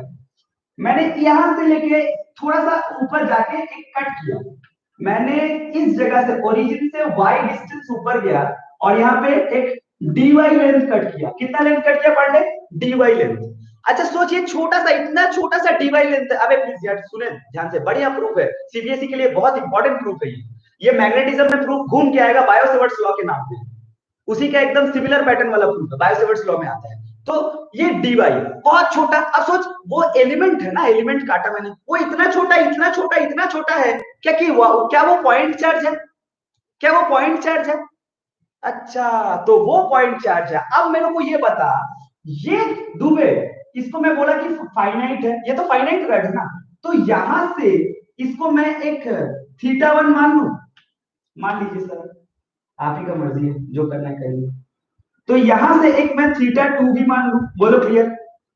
लेकिन मैं यहां पे लिया, सुनना बढ़िया से, मैं यहां से लिया, ये इतना छोटा, इतना छोटा, इतना छोटा है कि क्या मैं यहाँ पे एक फाई मान लू, अलग एंगल? बढ़िया सुनना, नहीं फाई नहीं तो थीटा मान लेना, क्योंकि ये तो θ1 θ2 मानता है, ये ऊपर वाला θ1 नीचे वाला θ2, और जो जनरल माना जो वो है थीटा। बोलो यहाँ तक पिक्चर क्लियर है? बीच बीच में थम्स अप मारना। तो डीवाई से यहाँ पे एक लाइन ड्रॉ किया अविनाश इस पॉइंट पे जो थीटा एंगल है। अब मुझे ये बता इस पॉइंट पे डीवाई चार्ज के चलते इलेक्ट्रिक फील्ड, पहले बताइए इलेक्ट्रिक फील्ड का डायरेक्शन क्या होगा, किधर होगा, इधर ही होगा और किधर होगा। आपने तो यही सीखा है कि यहाँ एक चार्ज है, इसको इस पॉइंट पे अगर फील्ड निकालना है तो दोनों का लाइन ज्वाइनिंग के अलाउ इधर फील्ड होगा। अरे बोलो होगा कि नहीं होगा, होगा। अच्छा ये फील्ड बहुत बड़ा होगा बहुत छोटा होगा, सर बहुत छोटा होगा सर। अरे छोटा होगा भाई, इसको डी बोल दिया मैंने तो, क्या बोल दिया डी। अब सोचो डी को क्या लिखा जा सकता है, क्या तुम लोग उसे अग्री करते हो। डी मतलब होगा सर, एक मिनट, अबे वो जो डीवाई डीवाई पार्टिकल तो है ना, उस डीवाई पार्टिकल के ऊपर चार्ज कितना होगा रे। What is the d y particle के ऊपर चार्ज, वो चार्ज, अबे चार्ज डीवाई थोड़ी है, मैंने तो डीवाई का लेंथ का एलिमेंट काटा, तो इस डीवाई एलिमेंट का लेंथ के ऊपर चार्ज को भी हम डी क्यू लिख सकते हैं। और तुम लोग एग्री करते हो डी क्यू मतलब होगा लैम्डा डी वाई। कई लोग सो गए, लैम्डा डी वाई ये किधर से आ गया भाई, 1 मीटर मतलब लैम्डा, तो डी वाई मीटर मतलब लैम्डा डी वाई। तो डी वाई मीटर का 1 मीटर में कितना कूलम, लैम्डा कूलम, तो डी वाई मीटर में कितना होगा, डी वाई लैम्डा कूलम, है ना। तो और वही डी क्यू चार्ज है, तो यहां पे क्या लिखा जाएगा, डीई मतलब K D Q upon upon, oh my god, ए भाई यहां से लेके यहां तक का लेंथ कितना है रे, ओ माय गॉड, इसे ट्रायंगल नाम दे दे ए बी सी, है ना। अरे ये बीसी का होल स्क्वायर, अबे तुम लोग बीसी निकाल सकते हो क्या। हाँ वो ट्रायंगल में देखना जरा tan थीटा, इस ट्रायंगल में tan थीटा बोलना जरा, अरे बोल सकते हैं क्या, हाँ बोल तो सकते हैं, इस ट्रायंगल में tan थीटा बोलना जरा। tan थीटा बराबर क्या हो जाएगा अविनाश, y बाई डी। तो ध्यान से देख y को क्या लिख सकते हैं, d tan थीटा। अरे इसको डिफरेंशिएट कर सकते हो क्या, इसको dy बाई डी थीटा के रेस्पेक्ट पे डिफरेंशिएट कर सकते हो, थीटा के रेस्पेक्ट पे, क्योंकि थीटा वेरी कर रहा है, d थोड़ी वेरी करेगा, d तो कांस्टेंट है उधर देख। तो मैंने क्या पूछा तुमसे, dy बाई डी थीटा क्या हो जाएगा, क्या वो d बाहर है और ये D D theta of tan theta, अबे डर तो नहीं लग रहा, तो क्या लिखा जाएगा एक बार में, d sec square theta d theta, गलत तो नहीं बोला, ये अपना dy है, बोलो इसे यहां रखूं।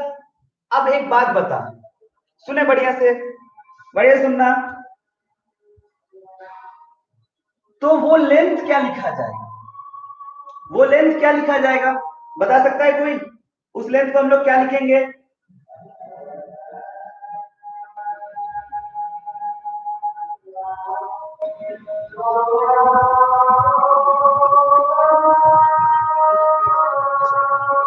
उस लेंथ को हम लोग क्या लिखेंगे, सर किसके रेस्पेक्ट में किए, अबे थीटा के रेस्पेक्ट पे, थीटा के रेस्पेक्ट पे डिफरेंशिएट मारे भाई, देख लो देख लो देख लो, थीटा के रेस्पेक्ट पे डिफरेंशिएट मारे हैं।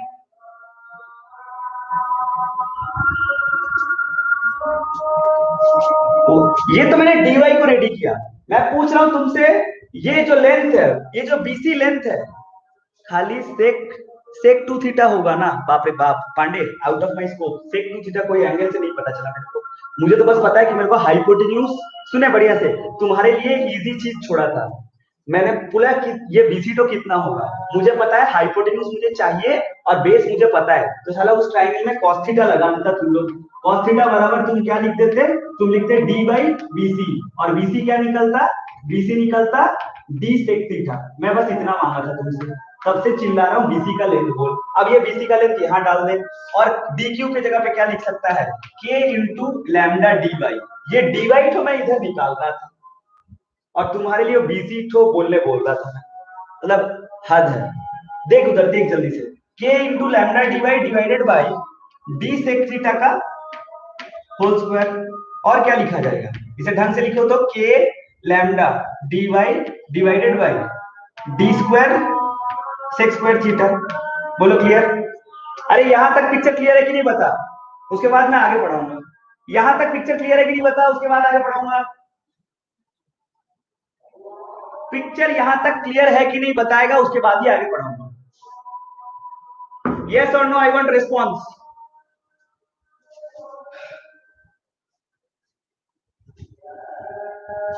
ओके, अब सुने ध्यान से, अब ध्यान से सुने, ध्यान से सुने, एकदम ध्यान से, ठीक है। डीई का डायरेक्शन किधर था रे? सुने, डीई का डायरेक्शन किधर था सर? डीई का डायरेक्शन ना इधर था सर। क्या तुम लोग को पता है इलेक्ट्रिक फील्ड जो है वो वेक्टर क्वांटिटी है, और वेक्टर क्वांटिटी है, कोई एंगल पे है तो दो कंपोनेंट में टूटेगा। क्या मैं ये तुमसे एक्सपेक्ट कर सकता हूं कि ये थीटा, मतलब क्या ये भी थीटा, और ये एंगल अगर डीई, तो क्या ये डीई कॉस थीटा, अरे है कि नहीं? और इसी का एक डाउनवर्ड कंपोनेंट क्या यहाँ पे, क्या वो डीई साइन थीटा है? बताओ यस या नो, बताना पड़ेगा, यस और नो। तू ध्यान से सोच, मैं कौन सा एस्पेक्ट उठा रहा हूं, प्लीज सुने। तुम ध्यान से सोचो, आज मैं डीवाई को इस जगह पे काटा, मेरा मन था इस जगह पे काटा।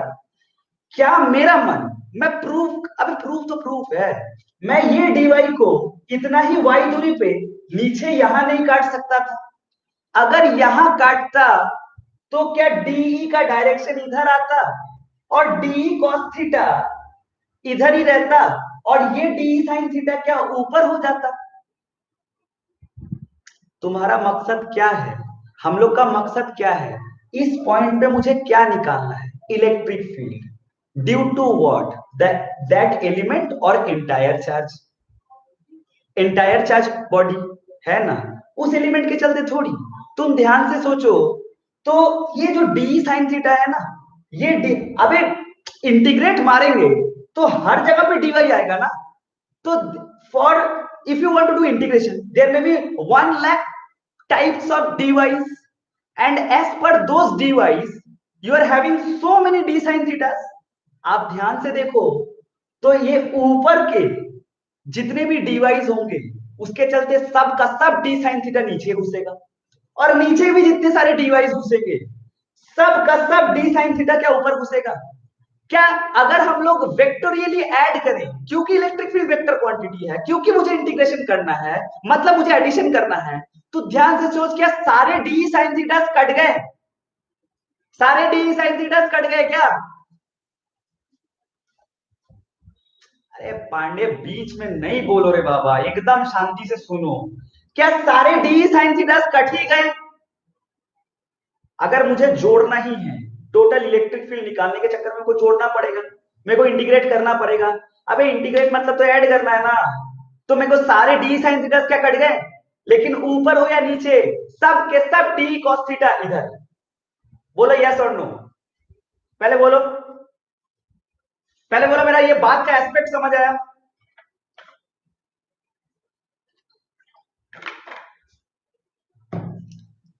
बोलना पड़ेगा।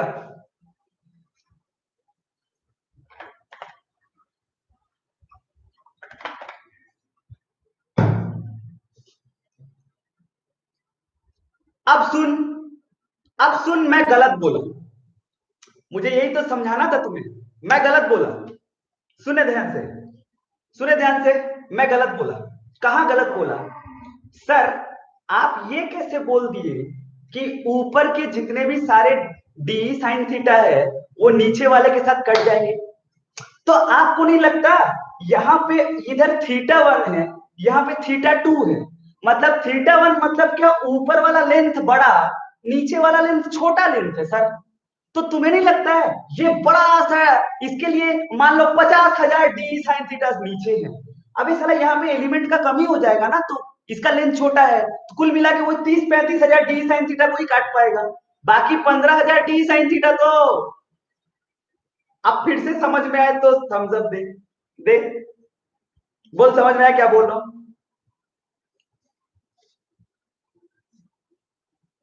बोलो बोलो बोलो, समझना पड़ेगा।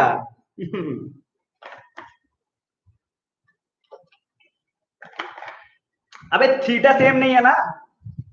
गुड, फिर से थम्स अप कर दो, क्लियर। अब एक बात बता मेरे को, तो मेरे को एक बात तो पता चल गया। ठीक है, ठीक है। अरे सुन तो, मेरे को एक बात तो पता चल गया कि अगर इस पॉइंट पे तुम्हें, अभी सुने और कहानी सुन, मेरे को ये बात पता चल गया अगर इस पॉइंट पे तुम्हें ई नेट निकालना है तो क्या सारे ई कॉस सारे डी कॉस थीटा को अलग जोड़ना पड़ेगा, वो जो कि हॉरिजॉन्टल होगा। क्या सारे डी साइन थीटा को अलग जोड़ना पड़ेगा जो कि वर्टिकल होगा। और साला फिर क्या पाइथागोरस थ्योरम चलाना पड़ेगा जो मेरे को उस पॉइंट पे ई नेट देगा। अगर समझ में आया तो फिर से थम्स अप कर कर कर।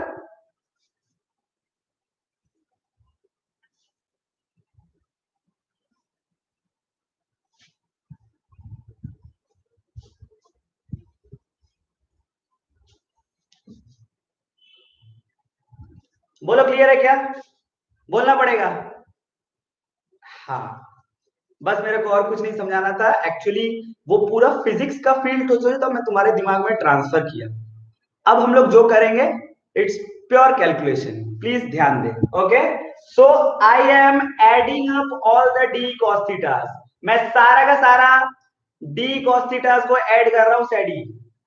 आई want to add all the D cos thetas, तो इंटीग्रेशन क्या डी ई कॉस थीटा, कहां से कहां तक इंटीग्रेट करेंगे, कहां से कहां तक इंटीग्रेट करेंगे, थीटा वन से थीटा टू, नहीं इसे ध्यान दे, माइनस थीटा टू से थीटा वन तक, माइनस थीटा टू से थीटा वन तक। क्यों, इसे ओरिजिन माना था, ओरिजिन के नीचे नेगेटिव होता है, मतलब यहां से उठ के आप प्लस तक जा रहे हैं, तो माइनस थीटा टू से लेके थीटा वन तक इंटीग्रेट करेंगे। ध्यान दीजिए इधर, डी अपने पास है क्या, डी का फॉर्मूला एक तो है, तो उसे क्या लिखा जाएगा, इंटीग्रेशन माइनस थीटा टू से थीटा वन के लैम्डा, एक जा डी वाई तो क्या निकाला था, अरे छोड़ वो याद है, D sec square theta D theta वही निकाला था, देख लेना, D sec square theta D theta divided by क्या D square sec square theta,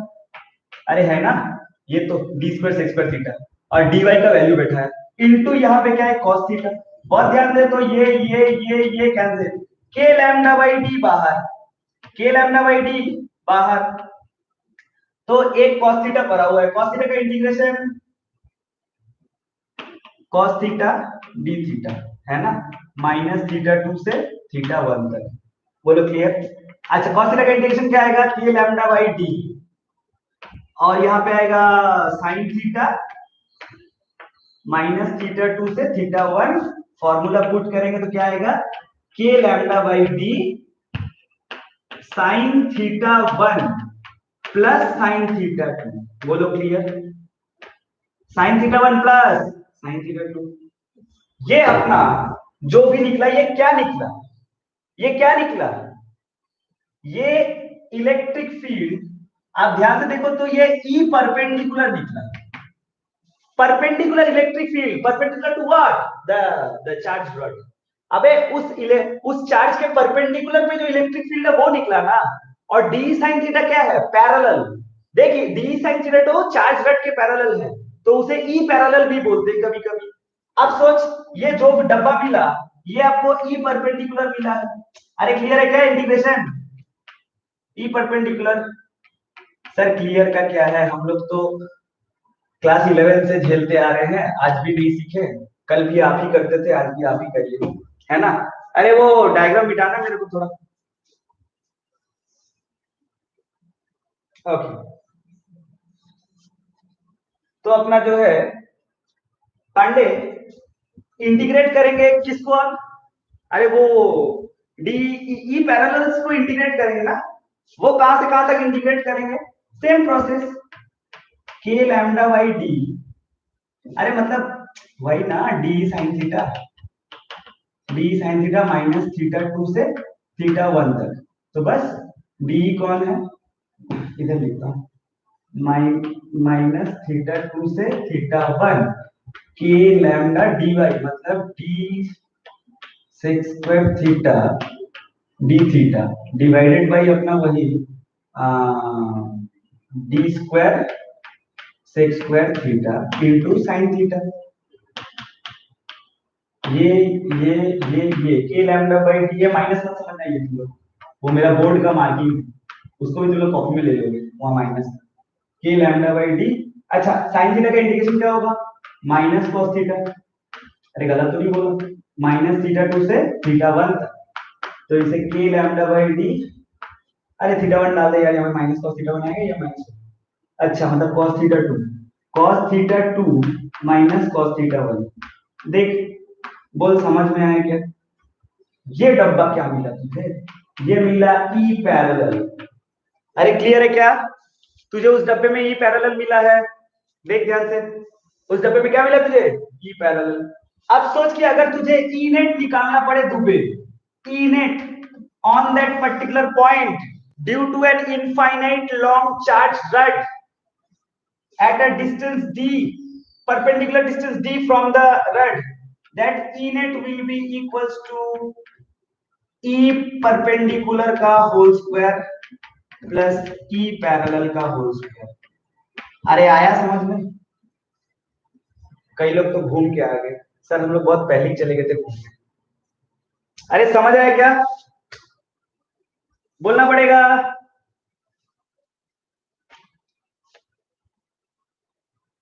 समझ आया तो बोलो। नहीं, पाइथागोरस नहीं लगाए हैं, ये हम लैमिस थ्योरम लगाए हैं। हाँ सही में, मजाक नहीं, ये लैमिस थ्योरम तेरे को पता है।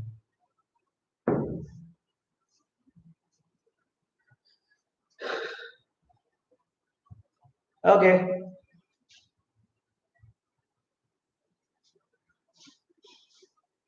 ठीक,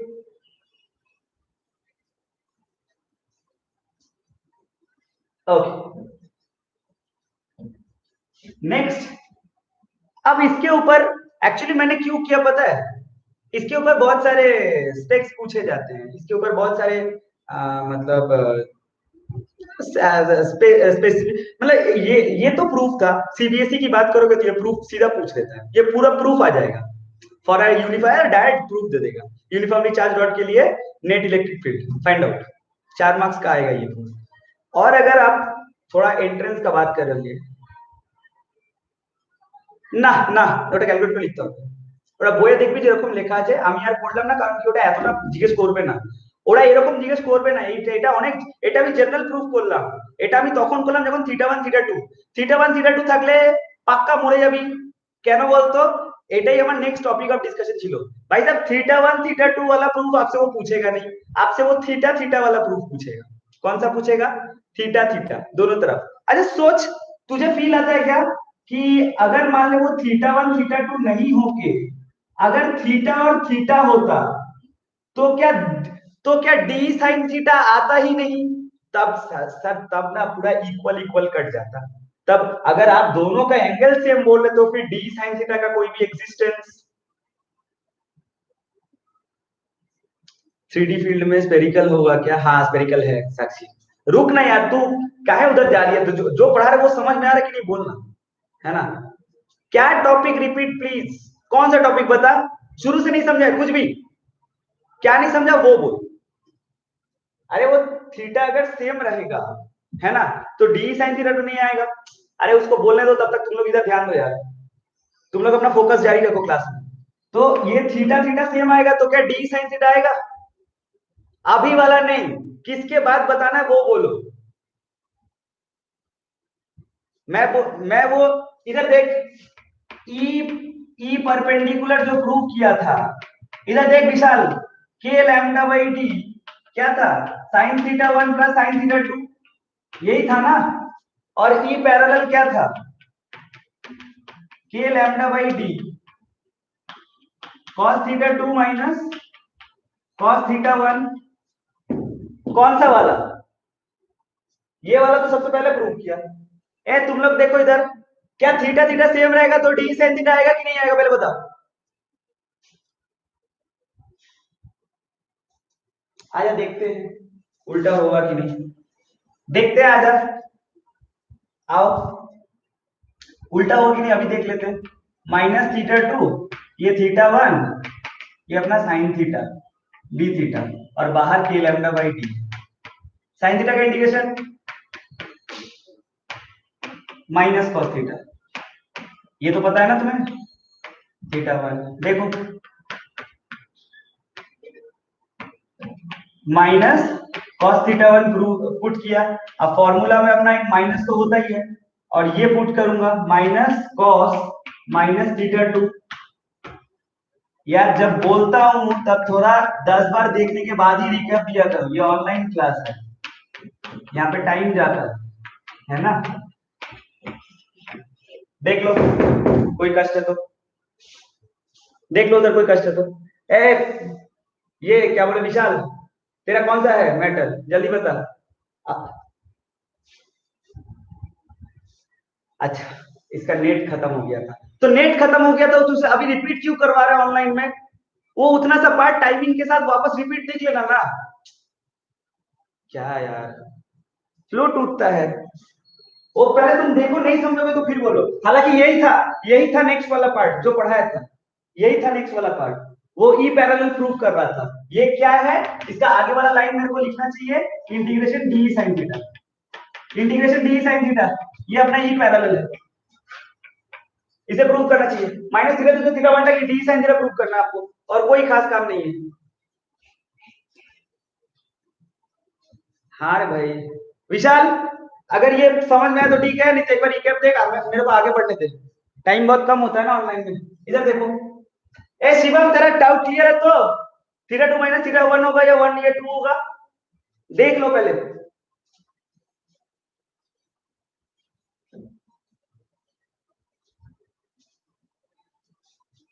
इट्स ओके, ठीक है इट्स ओके। आगे देख, तो मैं जो बोला था, back to the topic, theta one theta two नहीं होगे, थीटा थीटा सेम होगा तो डी साइन थीटा का एग्जिस्टेंस नहीं होगा, समझते हो? वो पूछेगा। अब अगर डी साइन थीटा का एग्जिस्टेंस नहीं है तो खाली तू ही परपेंडिकुलर निकालेगा, और अगर तू ही परपेंडिकुलर निकालेगा दुबे, तो मतलब वही तो अपना ई नेट है ना? क्योंकि तब तो हॉराइजॉन्टल टू ई नेट हो जाएगा। अपना वर्टिकल तो सारे कट गए, वर्टिकल तो सारे कट गए, तो अपना वही परपेंडिकुलर जो होगा अपना के lambda by D sine theta plus sine theta to, वही आएगा ई नेट। अब इसमें खूब सारे सवाल पूछते हैं, infinite rod, semi infinite rod, quarter infinite rod, 1 degree 45, 2 degree 90, कुछ भी क्या। अभी देख, इनफाइनाइट रॉड मतलब जो, एक मिनट इधर देख, इनफाइनाइट रॉड मतलब क्या, जो तुम इधर सुने, इनफाइनाइट रॉड मतलब ऐसे degree degree degree degree degree पढ़े। इनफाइनाइट रॉड मतलब क्या, तुम्हें पक्का 100% फील आना चाहिए कि सर अगर बात इनफाइनाइट रॉड की हो रही है तो थीटा वन और थीटा टू क्या है?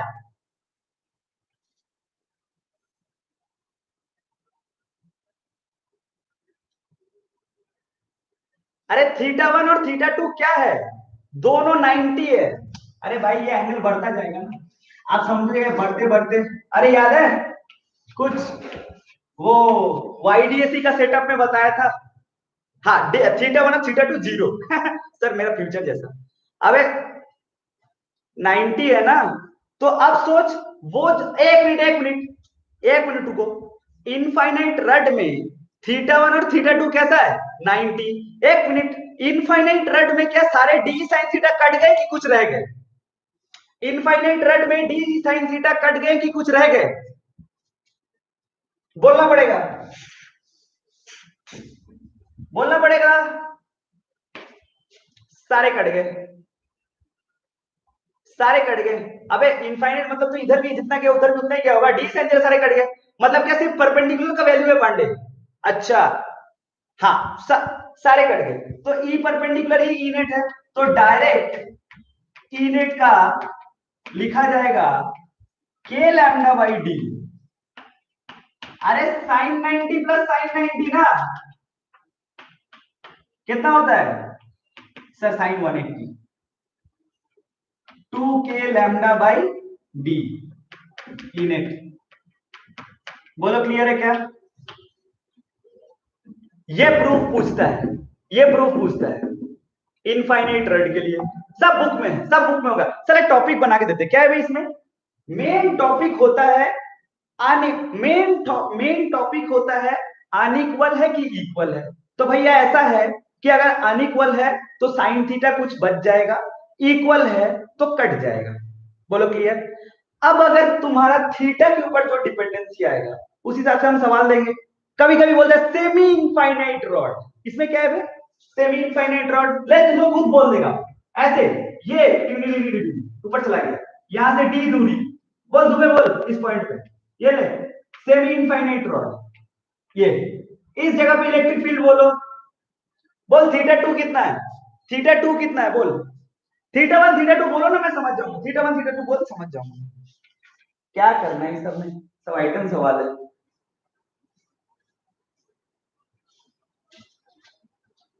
बोल के दिखा ए पांडे, आइटम फिजिक्स मत बोल।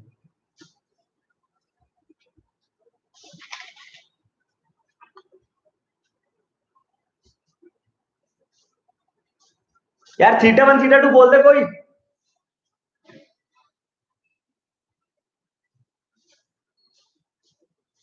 थीटा वन 90, थीटा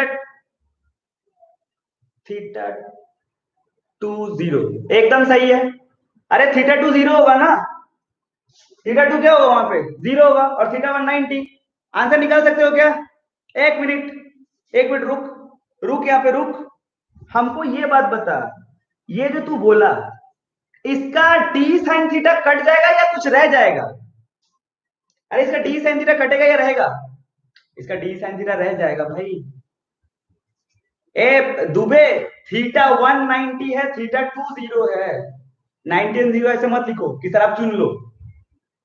हाँ, इसका डी साइन थीटा रह जाएगा, तो जाहिर सी बात है, बोल इसका एक बार में, इसका बोल एक बार में, ई परपेंडिकुलर, देख कैसे सवाल पूछेंगे, इसका ई परपेंडिकुलर बोलो, मैंने डी कॉस थीटा बोल रहे साइन थीटा मतलब के लैम्डा बाई डी, मेरे को लगा 1 + 0, तुम्हें क्या लगा?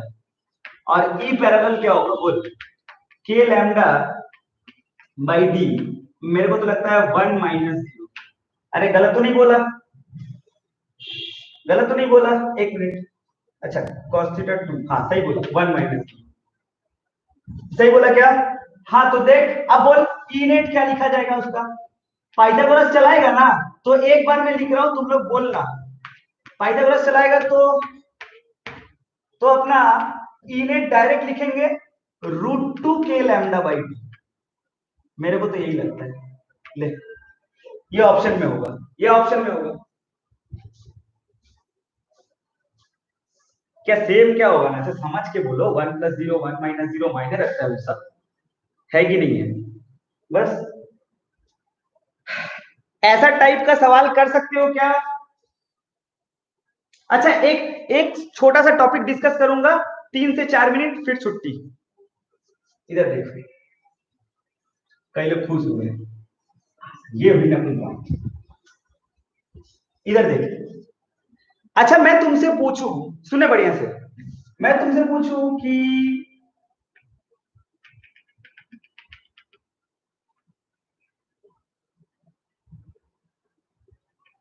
ये 40 डिग्री, ये 20 डिग्री है ना, ये अपना डी, ये अपना लैम्डा कूलम पर मीटर, मैं बोलूं कि ई cos थीटा माने ई हॉरिजॉन्टल तो इधर है, E perpendicular horizontal, E perpendicular तो इधर है, क्या मेरे को कोई बोल सकता है? अरे रुको ना यार, क्या मेरे को कोई बोल सकता है इसका ई पैरेलल टू किधर होगा, लेफ्ट या राइट? मैं पहले ही बता दे रहा हूं, लेफ्ट मतलब ये समझो, राइट मतलब ये समझो, तुम्हें बताना पड़ेगा इसका ई पैरेलल टू किधर होगा, लेफ्ट की राइट, लेफ्ट की राइट, ये मेरा लेफ्ट हैंड है, मेरा मैं ऐसे देख रहा हूं, मेरा ही हिसाब से बोलना, लेफ्ट या राइट?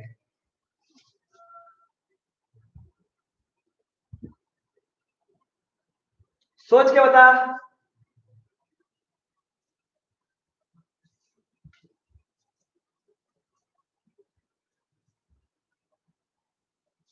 अरे तुम लोग खुद ही कॉमन सेंस लगा के बोल सकते हो यार, सोच के बता, सोच के बता।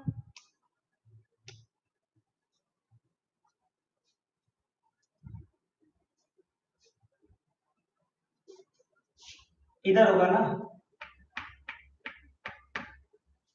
अरे क्योंकि ये बड़ा है ना, थीटा बड़ा है, इसका ज्यादा d d d y element रह जाएगा। अरे सैडी, इसका ये ज्यादा बड़ा है ना, 40 है तो ये ज्यादा बड़ा है, तो इसका बहुत सारे एलिमेंट रह जाएंगे ना। इसके सारे एलिमेंट किधर होंगे? मान ले इसका एक एलिमेंट इधर गया ऐसे, तो एक इधर है, किधर टूटेगा? इधर वाले एलिमेंट ज्यादा बचेंगे ना, ये वाले तो खत्म हो जाएंगे। तो मतलब कुछ भी जो बचेगा 20-25 हजार डी साइन तो इधर बचेगा। बोलो क्लियर? आज को यही तक पढ़ाऊंगा। इनफाइनाइट रड मतलब चार्ज रड के चलते समझ में आया। लाइन सोर्स के बारे में आज पूरा बताया, चाहे वो फाइनाइट रड हो, इनफाइनाइट रड हो, सेमी इनफाइनाइट हो, कोई पर्टिकुलर दो थीटा पे हो। ए सुन, अलग में नहीं करा, ये सब कर सकते हो क्या? सुनो सुनो सुनो, एक बार सुन लो तो। ये सब खुद कर सकते हो क्या?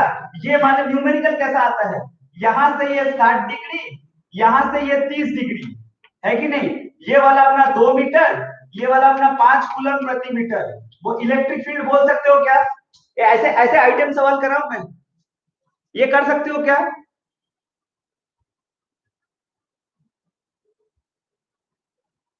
कर सकते हो क्या ये सब? क्या 2 मीटर 5 कूलम? आज बोलो, आज का क्लास पूरा 100% समझ आया क्या? क्लास समझ आया क्या भाई?